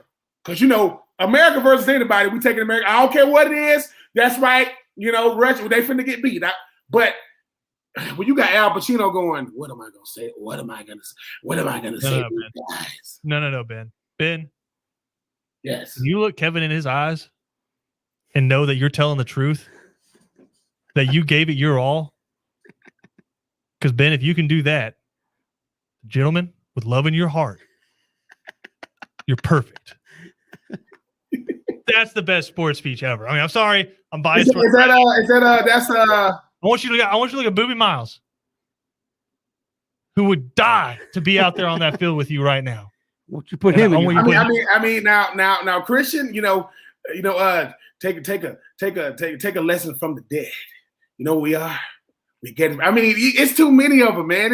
I just think that the thing is, when I'm watching Any Given Sunday, I'm loving it. But they sensationalize a lot of that stuff. Lawrence Taylor sawing people cars in half. You got the offense, the defense. But the thing about Miracle is, I hated Kurt Russell. I'm like, who we talking to? You can't win with this dude. And then he goes, all right, fellas, this is why I was the way I was. And they're like this. Get your hands up. Nice front. I like it. The assistant coach thought he was going to kill the kids during the suicides, and he was like, "He's about to commit homicide with these children." And then that finally comes through, and he's like, "United States of America." He's like, "Oh, United States of America." I'm with you. All right, coach. I doubted you. Dakota. I mean, what was his name, Kevin? You got a nice date tonight, Dakota, or whatever. Not looking too good No, right now. but I don't know. My favorite sports movie speech used to be Friday Night Lights halftime, but it has now become Kevin just doing the Al Pacino inches speech. It's amazing. 6 inches. Now, Christian, I mean, Rocky Balboa, when he's talking to his son say, I'm warning you, don't do this. I finally got something for myself. He goes, listen, I'm sorry. It's how hard you can hit. It's how hard you can get hit and keep moving forward. That's how winning is done. I mean, it's like he goes. It's so cheesy though, Ben, because no It is with this kid like that. Look. To me, Christian, a great speech is when it's never gonna be just done by the coach. It's when, all right, go Kel, lead us. And Christian, he go and you give him and he walk off. He don't give you that chance to go, man, what am I gonna say? Christian says they went through 2 days, we went through 2 days, 110-degree heat. No. Here it is. No. So Christian, this is the thing. So my senior year, Ron Zook, he'll use that stuff, and they say, "True, True, how you feel about the boys out there?" I said, "Listen, man, we're gonna give them hell, coach. Why? Because we hell of a play. We a hell of a team. You a hell of a coach, and they need to know what hell feels like." Oh, baby. No, yes. we'll reminisce on that when we come back. It's 3 and Out on the Southern Pigskin Radio Network.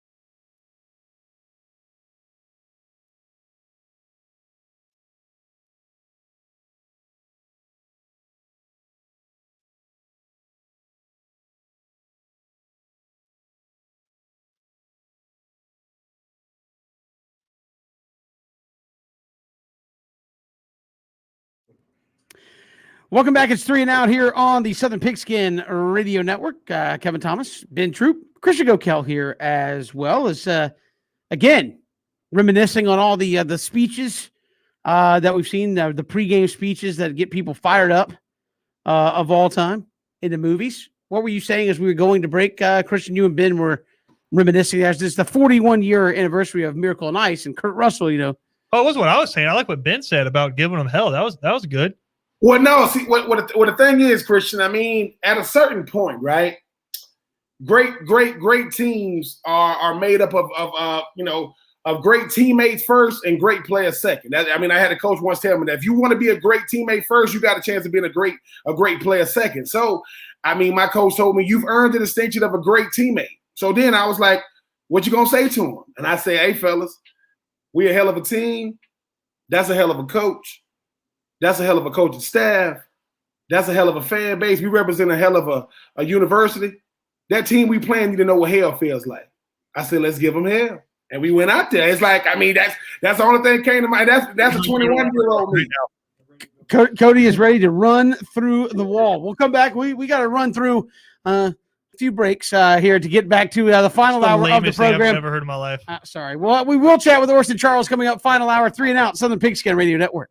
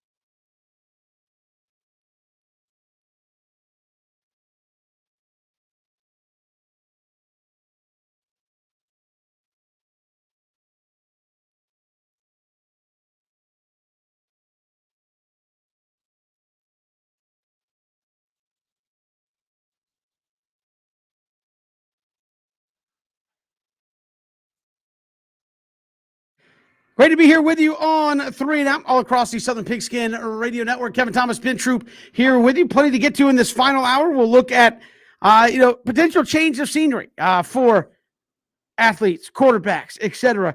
in pro sports. Also, Orson Charles is going to join us on the show here in the final hour. Former Georgia tight end announced his retirement from the National Football League, where we live. Hey, what does he think these guys are going to do getting ready for the draft with no combine? We talked to him about that as well and see what Orson is up to now post-football. So a lot to get to with Orson Charles coming up in about 30 minutes here on the show. But Ben, earlier we talked to Zach Wilson, Trevor Lawrence. If you missed it, Cody, if you get the Matt Miller audio and Ryan Clark audio geared up from Get Up, obviously talking about Zach Wilson and what they see in Zach Wilson and why they see him shooting up the draft boards. This is Matt Miller earlier today on Get Up. To evaluators around the NFL, they'll tell you that, hey, let's pump the brakes on this Trevor Lawrence kid a little bit, because while he has been anointed for the past 3 years as the future and savior of football, Zach Wilson, a lot like Joe Burrow last year, really had that ascension in his final year. Things clicked for him. You saw the numbers, the 33 touchdowns while cutting down on his turnovers. And the thing you hear from people around the NFL is this name, Patrick Mahomes, a player who can work off platform, who can drift from the offensive line, that has the arm strength to make up some of those things. And for Zach Wilson, people look at Kyler Murray, they look at Patrick Mahomes, they look at Aaron Rodgers and say, this is where the NFL is going. It's no longer the 6'6" drop back quarterback. The consensus is still Trevor Lawrence. And it's hard, though, for people to buck this trend of there's a lot of groupthink. There was groupthink when Mitchell Trubisky was the first quarterback drafted. Everyone in the NFL told you that's the guy. Everyone thought that. And Ben, now that we've listened to that yet a second time, I just found more in there. One, you're comparing Zach Wilson to Pat Mahomes. All right, don't do that. Then you're saying pump the brakes on Trevor Lawrence. There are evaluators saying, hey, pump the brakes on Trevor Lawrence. The NFL's going away 6'6". And then at the end goes, well, I mean, the consensus is still he's going number one. So what you're really saying is a bunch of nonsense, right? The number one guy is still the number one guy on everybody's draft board, because say what you want about mobile quarterbacks, not mobile quarterbacks. I believe when I saw the NFL playoff, I saw about 50-50. Guys who could run, guys who couldn't. Guess what? There was a guy who could run in the Super Bowl and a guy who certainly cannot. And a guy who cannot won the Super Bowl. I think you can get it done in a number of different ways. And if you're going to put a 6'6" quarterback with a big arm who only lost 2 games in college, was in the playoffs all 3 years he was there, won 3 ACC championships all 3 years he was at school, I'm sorry, I'm not passing that up. He's passed the mustard for me. Yeah, when you start comparing resumes, I don't get what obviously Matt Miller is one of those young budding guys as far as like the Todd McShays of the world, the Mel Kipers of the world. But think about what he said. He goes, group think, everybody was saying, oh, it's going to be Trevor Lawrence. He's still the guy. But no, don't say that. He's still the guy. So we're talking about the next guy, that being Zach Wilson. I get it. But then you start saying, yeah, so many years back, everybody thought Mitchell Trubisky guy. Everybody did not think that Mitchell Trubisky was the guy the Chicago Bears did. What are they doing now? They're trying to find a way to move on from Mitchell Trubisky. All I'm saying is, just say this. Not only is the NFL still in love with 6'6" quarterbacks, the trend of guys that can improvise and utilize their legs are starting to be more of a norm. So like guys like Patrick Mahomes, like guys like Aaron Rodgers, like guys like Kyler Murray, Zach, Wilson fits that mold. He is none of those guys, though. And that's the thing about evaluation that people need to know. Trevor Lawrence, we've known who he was. He was 14 years old, and he's only gotten better. Yes, no, he didn't repeat going 15-0 his true freshman year, winning the ACC Freshman of the Year and the national championship. He played for a national championship the next year and lost to Joe Burrow, who also went 15-0, had the best single season we've ever seen. Then the guy he outperformed to get to the national championship against Joe Burrow outplayed him, that being Justin Fields. But all I'm saying is we're not comparing apples to apples here. We're just not. And the thing is, Zach Wilson can be good enough to stand on his own, to be evaluated on his own without comparing him to guys who, I don't know, have won the regular season MVP and Super Bowl MVP and Rookie of the Year. We don't got to do that, because that's why you want to know why guys fail, because stuff like that. Hey, Zach, man, look, man, you coming in because Kevin, you know, just like I know, when it comes to evaluators, we care about the guys who get paid to do it. We probably shouldn't, but we do. If Mel Kiper said, they're going to listen. Ty Mache, they're going to listen. Now with Matt Miller, they're going to listen. Zach Wilson is a guy who can utilize his feet, get outside the pocket, and improvise. But this is the thing. When you have to improvise, that means that the guys in front of you aren't doing their job. So no matter what, you're gonna have the guys that can utilize their legs. I get that, and I like that. I love what Kyler Murray is doing for the position, and Patrick Mahomes and Deshaun Watson and Lamar Jackson, what they're doing for the position. But the guy that won the Super Bowl can't do that. He's never been able to do that. So Russell Wilson finally talked trash about his organization. You know why? Because he's tired of getting hit. I know, go Hawks. I know I'm out here improvising. But now he's saying, dang, here I am, 31, 32, watching a 43-year-old win the Super Bowl from the pocket. I can't do that. So, yes, Kevin, I'm not mad at Zach Wilson. He has done nothing but play at BYU. And all of a sudden, I don't know, man, I don't know if the consensus is still out about Trevor Lawrence. Yes, the hell it is. Just say that. We're going to get Trevor Lawrence. We're talking about number 2, number 3, and number 4 now. I don't know why we got to say Trevor Lawrence isn't as good because he got outplayed by a Heisman Trophy winner and a guy who accounted for 50 touchdowns and 1 pick the year prior. Stop doing that, because Zach Wilson, when he went up against Grayson McCall, he lost. That's Coach Carolina. Yeah, well, okay. Just say he's going to be picked number 2, number 3, and number 4, and leave it alone. Because, Kevin, that's what I be talking about when we talk about evaluating. We coming in thinking that these guys are going to do these things. They're not. Aaron Rodgers about to win MVP number 2 in the regular season and won a Super Bowl. I mean, Patrick Mahomes, his first year starting, he won the MVP of the league, won the Super Bowl MVP a year after that. It was in the Super Bowl. Stop doing that. Yeah, absolutely. And Ryan Clark also weighed in there on Get Up talking about the quarterbacks as well. Listen, I've been saying these same things to you guys for a very long time. And it's not that I don't think Trevor Lawrence is a good quarterback. I just don't think he's a savior. I don't necessarily think he's a can't-miss all-pro Hall of Fame level quarterback. And some of those things that Matt is saying about Zach Wilson, they're intriguing, right? This is where the game is moving. Somebody being able to throw off platform. Also watching a guy play, not necessarily with the best skill players around him, and seeing him elevate those guys. And maybe it's this purple jacket that I wear and the reasons that I wear it. I cannot get out of my mind of Trevor Lawrence walking into the stadium and facing Joe Burrow and being totally outplayed. And then I can't get out of my mind the next year doing the same thing against Justin Fields. When you are a generational talent, when you are a can't-miss prospect, when you're playing with people that are like you, it shows. We watched Deshaun Watson play the Alabama Crimson Tide 2 times. He lost 1 time and he won the other time. And both times we saw him, we said to ourselves, he was the best player on the field and it wasn't close. Trevor Lawrence is not that. But when you watch Zach Wilson and you think about Mahomes, you think about Josh Allen, you think about Aaron Rodgers, some of the arm talent, the things that they have done and how they translate, Zach Wilson has some of that. I just don't see teams passing on that just because of a few critiques that you can nitpick about Zach Wilson, his competition, or maybe his size.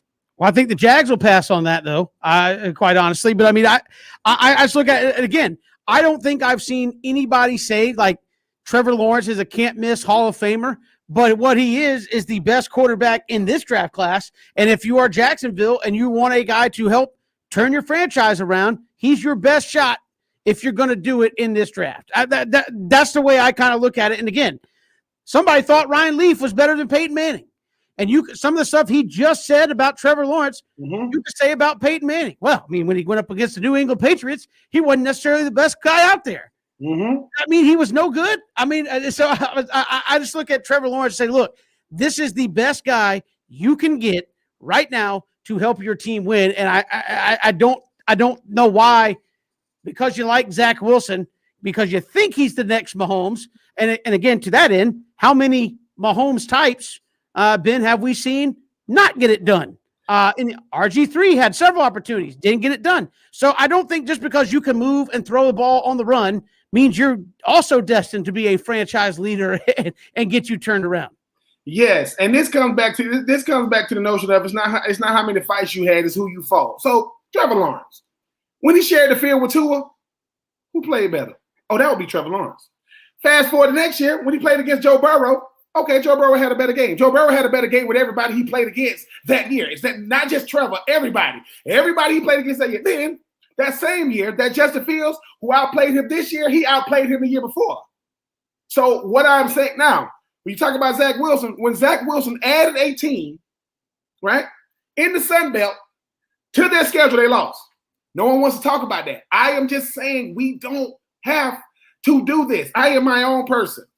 You don't have to compare me to anybody. I want to show you what I can do individually for the collective, that being the team. Trevor Lawrence, if there is a quarterback coming out this year better than him, show him to me. I don't, because this is the thing. They told, this is the same Trevor Lawrence, they said, why is he even going to play in 2020? For what?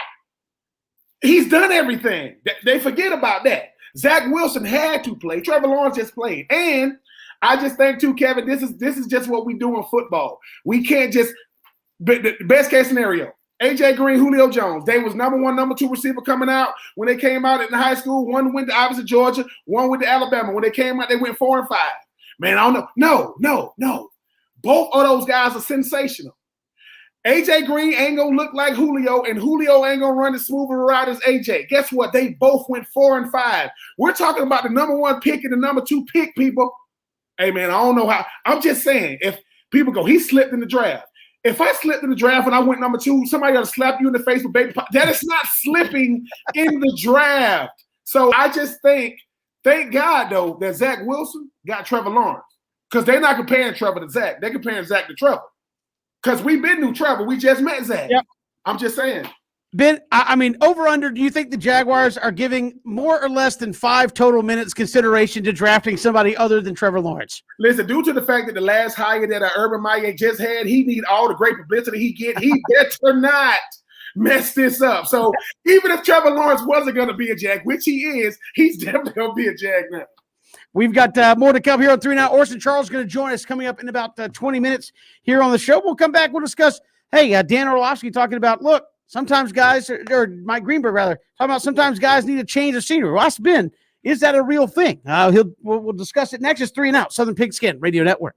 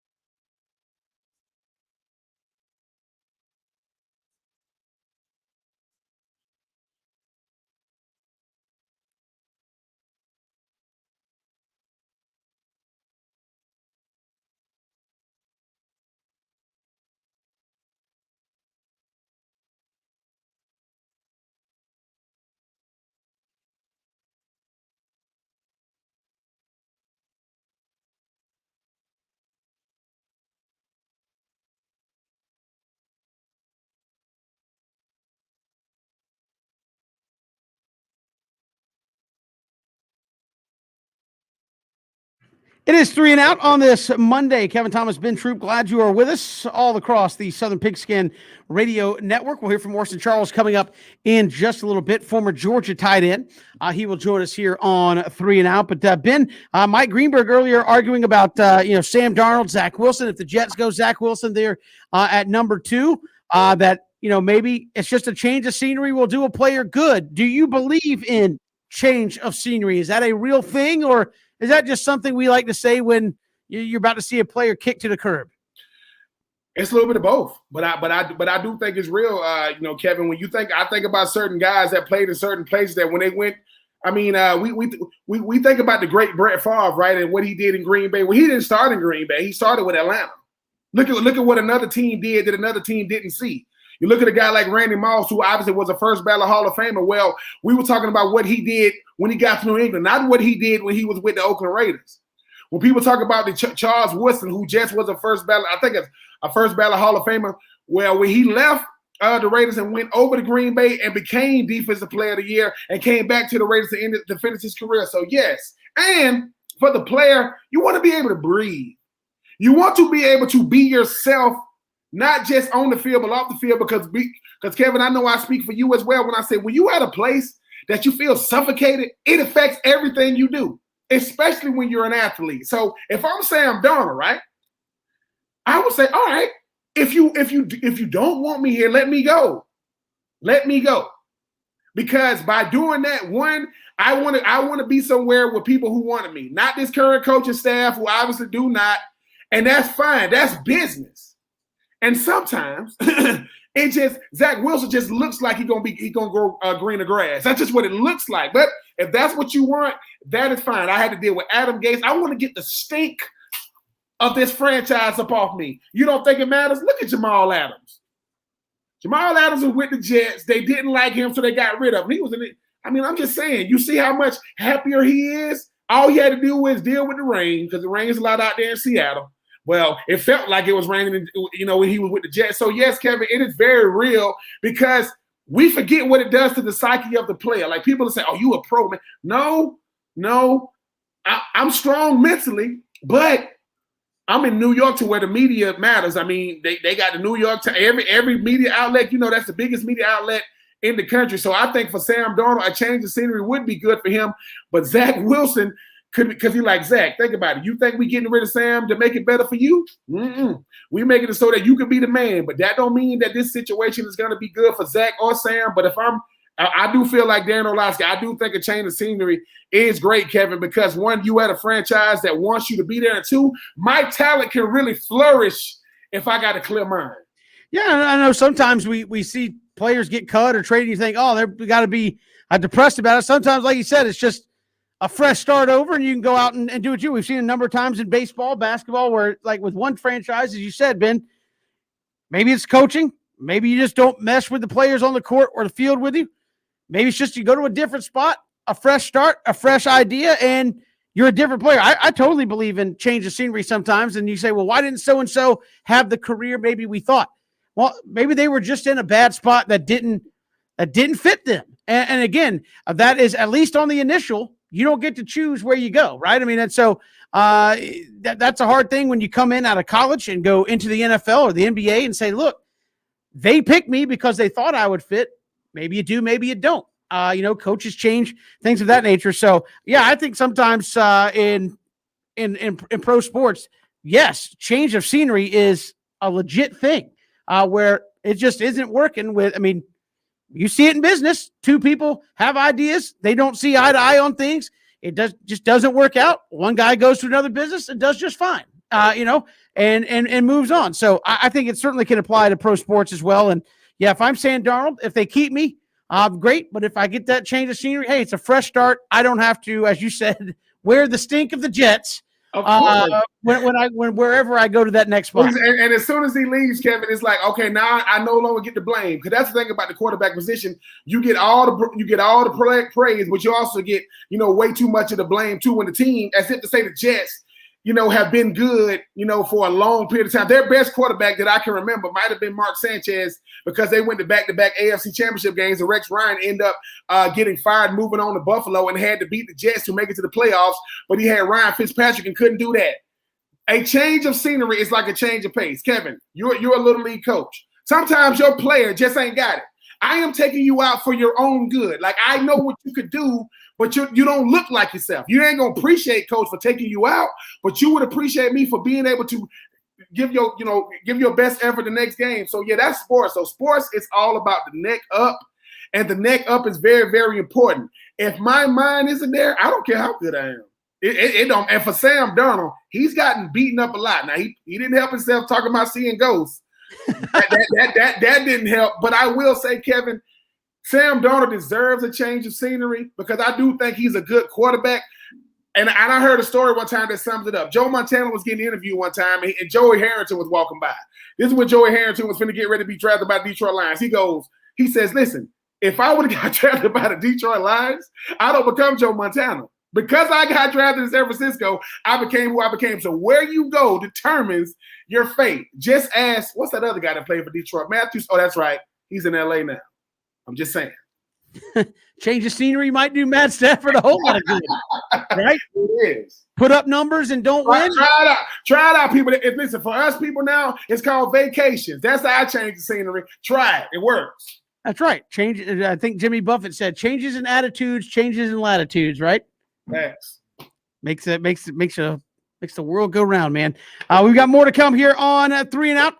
Orson Charles, one tight end to another tight end. Now we're gonna talk with him on the show. Recently retired from the National Football League. We'll talk to him about that, what he's up to these days. Also, running back to him getting ready for the draft, and how much does he think not having the combine, not having those face-to-face meetings potentially will affect guys? I know, Ben, doing something over a Zoom call, it's a little different than me sitting 3 feet away from you, right? I mean, you talked about the guy eating Doritos there at the draft combine talking to you. That's a little bit different vibe than, hey, I'm sitting here on my couch with a laptop in front of my face talking to you about my future potentially with your team.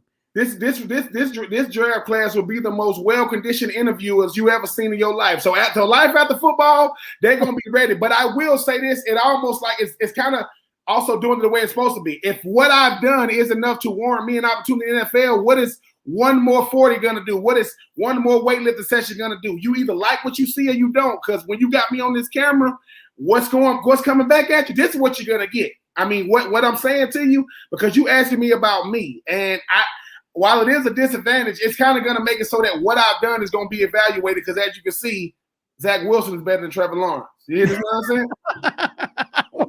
We'll come back. Orson Charles, he'll join us when we return as 3 and Out all across the Southern Pigskin Radio Network.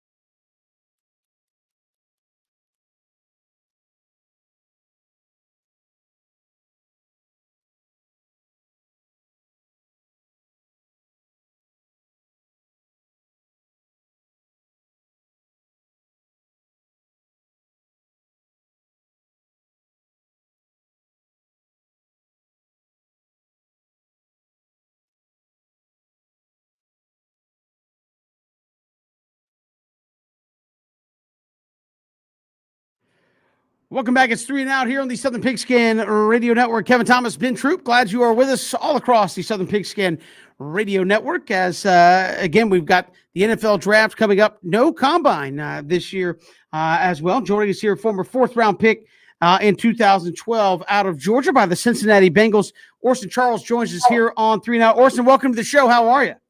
I'm good, and yourself? Thank you for having me. Hey, we're doing fantastic. And you obviously came out in 2012. What do you imagine guys are going through now with obviously coronavirus, no combine to deal with in terms of getting ready for the draft? How do you think they're handling that process where you don't get that last-minute showcase if you feel like you need it? Dude, once you said that, it's crazy because once you said that, it just hit me. I was like, wow, that's crazy. I can't even imagine, a draft without the combine. So there's two sides to it. One, it's good because now the freshmen or the rookies can come in fresh leg. They don't have to worry about the combine or the all-star. They don't have to worry about any of that. They can go in and really produce there in camp. But it's bad on the flip side. I know a lot of people raise their draft stock during the combine or during their pro day. So it's kind of give and take. But I will say to all the athletes that's getting ready for the draft, don't let that be an excuse for not having a combine. Whenever you get selected, go in there grateful, and then you got to prove yourself from there. And Orson, when you think about how crazy, last year was, as far as like just trying to get through a season, then you talk about guys that may want to come back for that extra year, guys that said, I'm going to stick with what I did on the field. Just talk about how much it affects you mentally to know that, look, I'm going to have to go with what I did on tape and what I was looking forward to as far as like post-collegiate, achievements or post-collegiate, opportunities is not going to have that. Talk about the fact that these guys got to be able to say, look, I'm going to have to live and die with what I did last year, be able to answer those hard questions about the games I didn't play well. And obviously my fate is going to rest sitting behind a computer screen or a phone talking to a GM or a head coach. But isn't that the main reason why you strap up is to not leave nothing on the field afterwards? So I would hope everybody that's getting prepared for the draft, they didn't leave nothing on the field because now it's too late to second guess. So now the upcoming seniors that have one more year to play, now they know, hey, we can't leave nothing on the field because there might be a chance that we don't have a pro day or a combine. So I think it's definitely going to awaken more people. And then you never know, maybe more guys are going to play much harder when really they should have been doing that from the get-go because it's an honor, it's a privilege to put on that helmet and that jersey with your last name on the back and play in front of millions of people. So I don't think anybody should ever take that for granted. And Orson, you look at the draft where it comes around and you start hearing things about players about this and that. And, all of a sudden this, when you have all this time in the lead up for the draft, do you remember anything that you read about yourself and you're like, where did that come from? So I was different. So one thing that I did, and I pride myself on it in high school and college, I didn't want to read nothing until I was done. So I didn't read nothing about the state championship until after we won and I was a freshman in college. Or I didn't read any of the articles in college until I was in the league. I think that's the best thing to do because you never want to get too high on yourself and you also never want to get too low on yourself.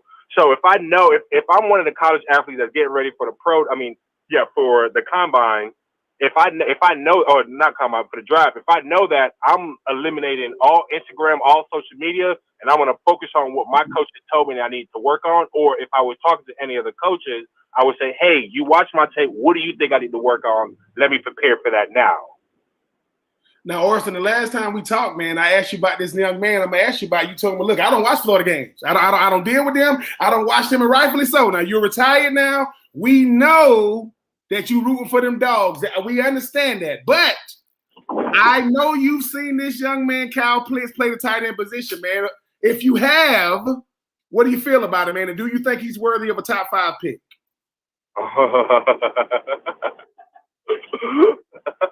You're good. So I'm going to be honest with you.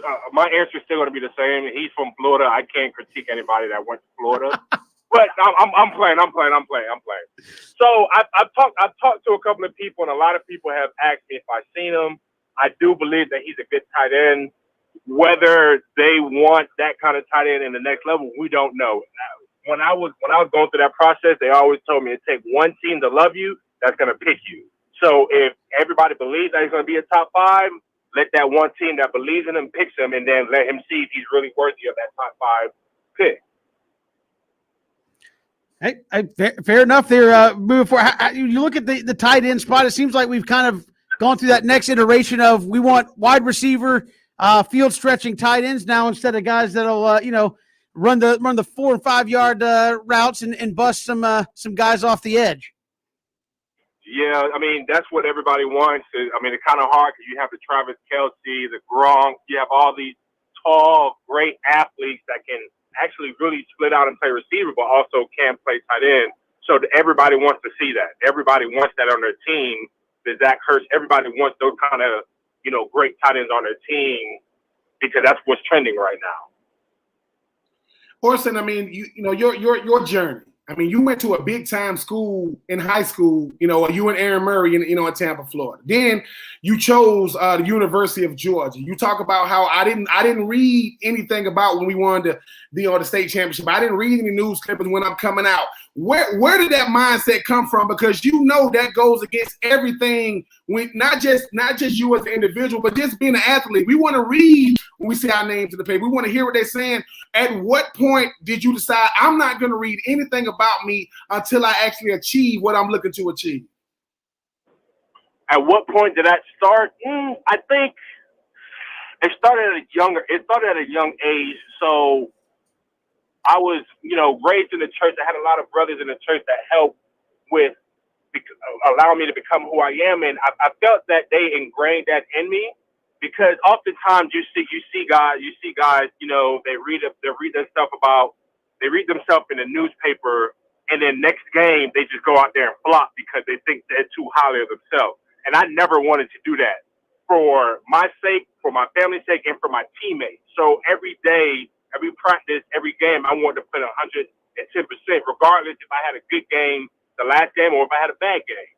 So I feel that if you don't read anything about yourself, you're going to approach every game as if you still got to prove yourself.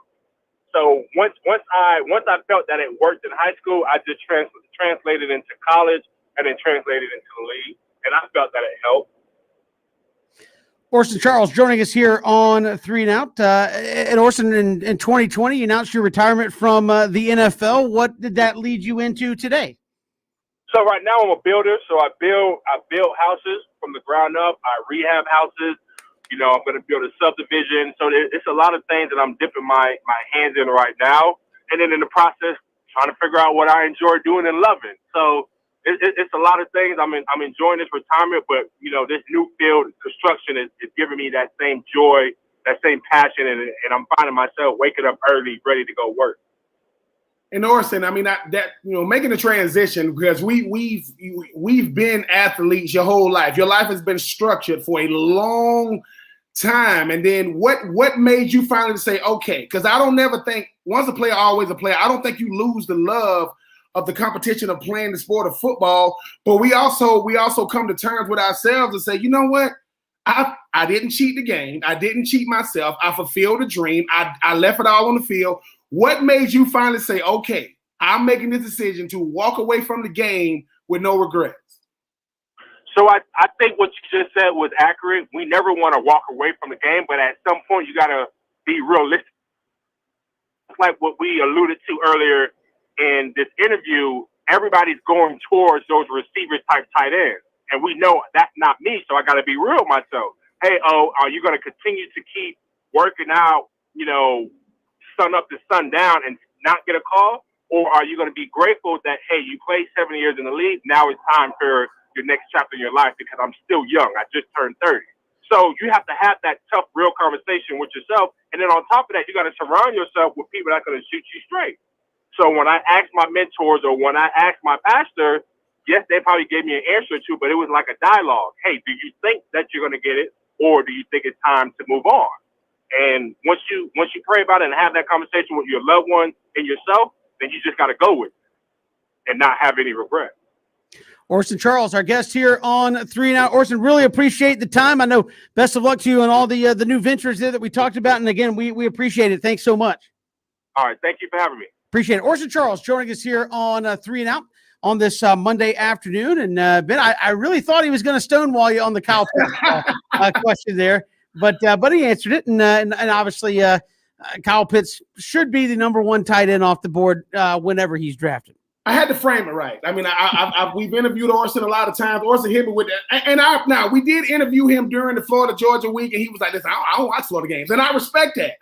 I respect that. But now when he said he's retired, I'm like, all right now, Orson, let me frame it right. But no, I'm happy for Orson. I remember Orson came out playing high school in Tampa, Florida. It's one of the prestigious high schools, not just in Tampa, but the state of Florida. Obviously, people remember Orson for dropping the national championship trophy when he went on his visit to Florida. But I like what Orson said about you shouldn't have no regrets if you're a player about what you just put out there on film.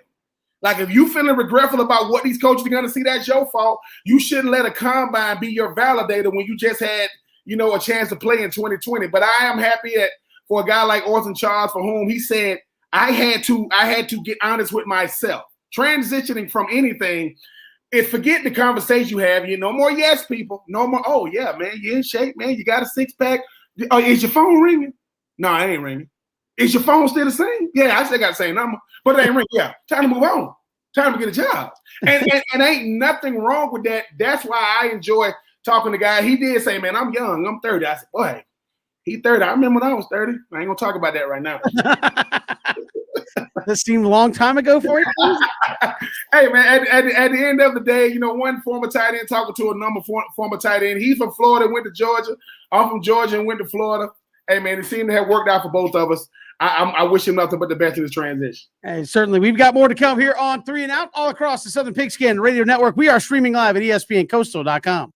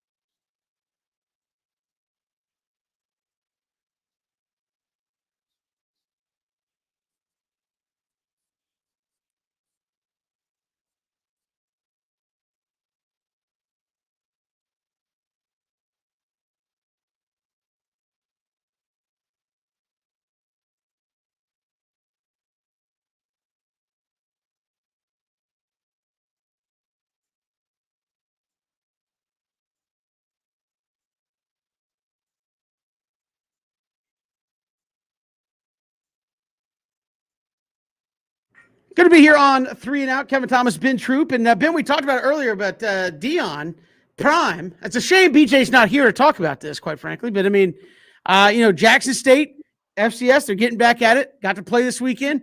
Prime gets up 53-0 over Edward Waters, gets the win. Then comes into the post-game press conference, says, hey, all my stuff got stolen. Then later it's like, well, now the school says it was misplaced and found later. But I know Deion getting a lot of flack for that. It's like, hey, high-profile guy coming to Jackson State, help out the HBCUs. First game, 53-0. Great, let's celebrate. My stuff was stolen from the locker room. Or was it? Yeah, Deion, I will say this. Deion Sanders, if you want to look at the backstory, when I think somebody broke into his truck or something like that and stole like a boom box that was given to him from a friend, and he put out a PSA to Jackson State, and they found it. Now, I'm gonna say this. Deion, you're new to this head coaching thing in college. You just had an incredible experience. Troy Aikman came before the game and said, I wasn't going to miss your first game, 53-0. And you come in, and there's a difference between accusations and truth. Now, in your mind, it got stole, because I saw you on Twitter saying, no, bro, it got stole. No. Listen to your staff. They said it was misplaced. I'm going to say this too. Deion, I don't know what you be having on you, but you said it was in a plastic bag or something. Look, just wear JSU stuff. Like, I'm just saying, like, because now, right, that staff member who put it somewhere else, look, because it got stole. So it got stole and found within 5 minutes. No, it never got stole. It just isn't where you put it at. Like, we've been somewhere, Kevin, that you put something down, and I saw it, and I put it somewhere else, but I didn't tell you. You like, oh, Lord, somebody. And I said, oh, no, you looking for that? No, it's over there. Oh, the difference is we didn't have a press conference. I mean, so Prime, congratulations. But once again, when you're the head coach, consult with everybody first. Because think about the person that put it somewhere else. They think, oh God, no, I never told him somebody stole it. Why you keep saying that? And we just told him they get stolen. So Deion, once again, I know you don't think that the rules apply to you, but they do. No one stole your stuff. Because when people steal stuff, they don't find it right then. Hey, they stole, they took it. No. It was never stolen. Deion, it's cool. You had your, and that's why I wear bees, Deion. They can take these. See? They can take them. You got on, I don't know what you got on, but I'm just happy that you got the win. And Kevin, everybody got to have that welcome to college football moment. So for JSU, Deion, sometimes admitting fault is a part of growth, man. You just made a mistake. You just spoke to her. It's fine. And especially after you just won 53-0, right? I mean, come on. Yeah. That's a crazy press conference. Hey, man, I want to say I love this team. I want to say, man, they gave me the game ball. I teared up to my old teammate Troy Aikman. I love JSU. Somebody stole my stuff. Wait, what? What? Somebody stole my stuff. It's like, let me get through this so I can get to that. No, Kevin. It's a certain level of humility you must have when you are the head coach at any college or university, whether it be HBCUs, NAIA, Division I, Division II. Deion, they waiting now. See, they already waiting on you to lose. Now they saying, dude, you outside of Bill Belichick and maybe the coach that used the old head coach, old Coach Bennett, with Coach of Carolina with them dogs. They're gonna be waiting on you now. So whoever had to watch Deion Sanders stuff. Well, oh my God! I mean, you need somebody's designated job for the game is like, hey, we're here. Oh, yeah, like you don't get to watch the game. Your job is to stay in the locker room, and this section over here, that's all Coach Sanders stuff. I mean, most coaches, Kevin, most coaches got a bad guy. You know, the guy that got to keep them back on the sideline. Right? No. Prime has a bag guy. I got to keep my bag, so. I got your bag, Coach. Hey, man, you got me. I got you. Let me make sure everything in there. How much money you had in him? I had $200 in him. Let me go check it again because I think it was $100. You got a triple count. Exactly.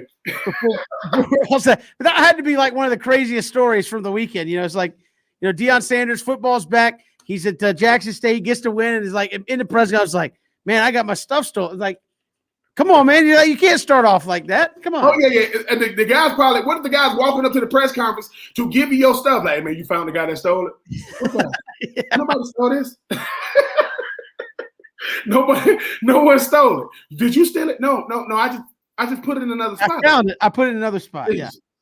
It was misplaced and then replaced where it was supposed to go at the end of the day. But no, that was one of the crazier stories from the weekend. We appreciate Ben Ingram, Braves Radio Network, joining us here on 3 and Out.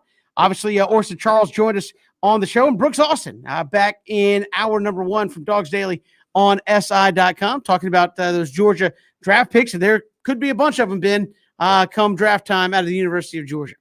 Yeah, Georgia had an incredible team last year, regardless of the overall record, end up winning a big bowl game. But yeah, Azeez Ojulari and Richard LeCount and Cleveland, those guys. I mean, Monty Rice, they should have a lot of teams, a lot of players. Not as many as LSU a year ago, but they're gonna be pushing it. Georgia have a lot of guys on NFL rosters in 2021. Certainly will. And again, we'll keep counting you down towards the NFL draft there as well. Plenty to get to on tomorrow's show. If you missed any portion of today's show, go to ESPNCoastal.com.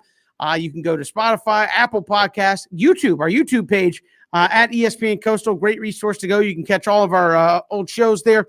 If you happen to miss any of them, they're on our YouTube page as well. As always, continue the conversation at Pigskin Radio, and we enjoy talking with you there. We'll hope to have BJ back with us tomorrow, Ben, on the show, and work into one of the last weeks of February. Last full week of February here on the show with baseball around the corner and more. We'll see you tomorrow, 3 and Out, all across the Southern Pigskin Radio Network.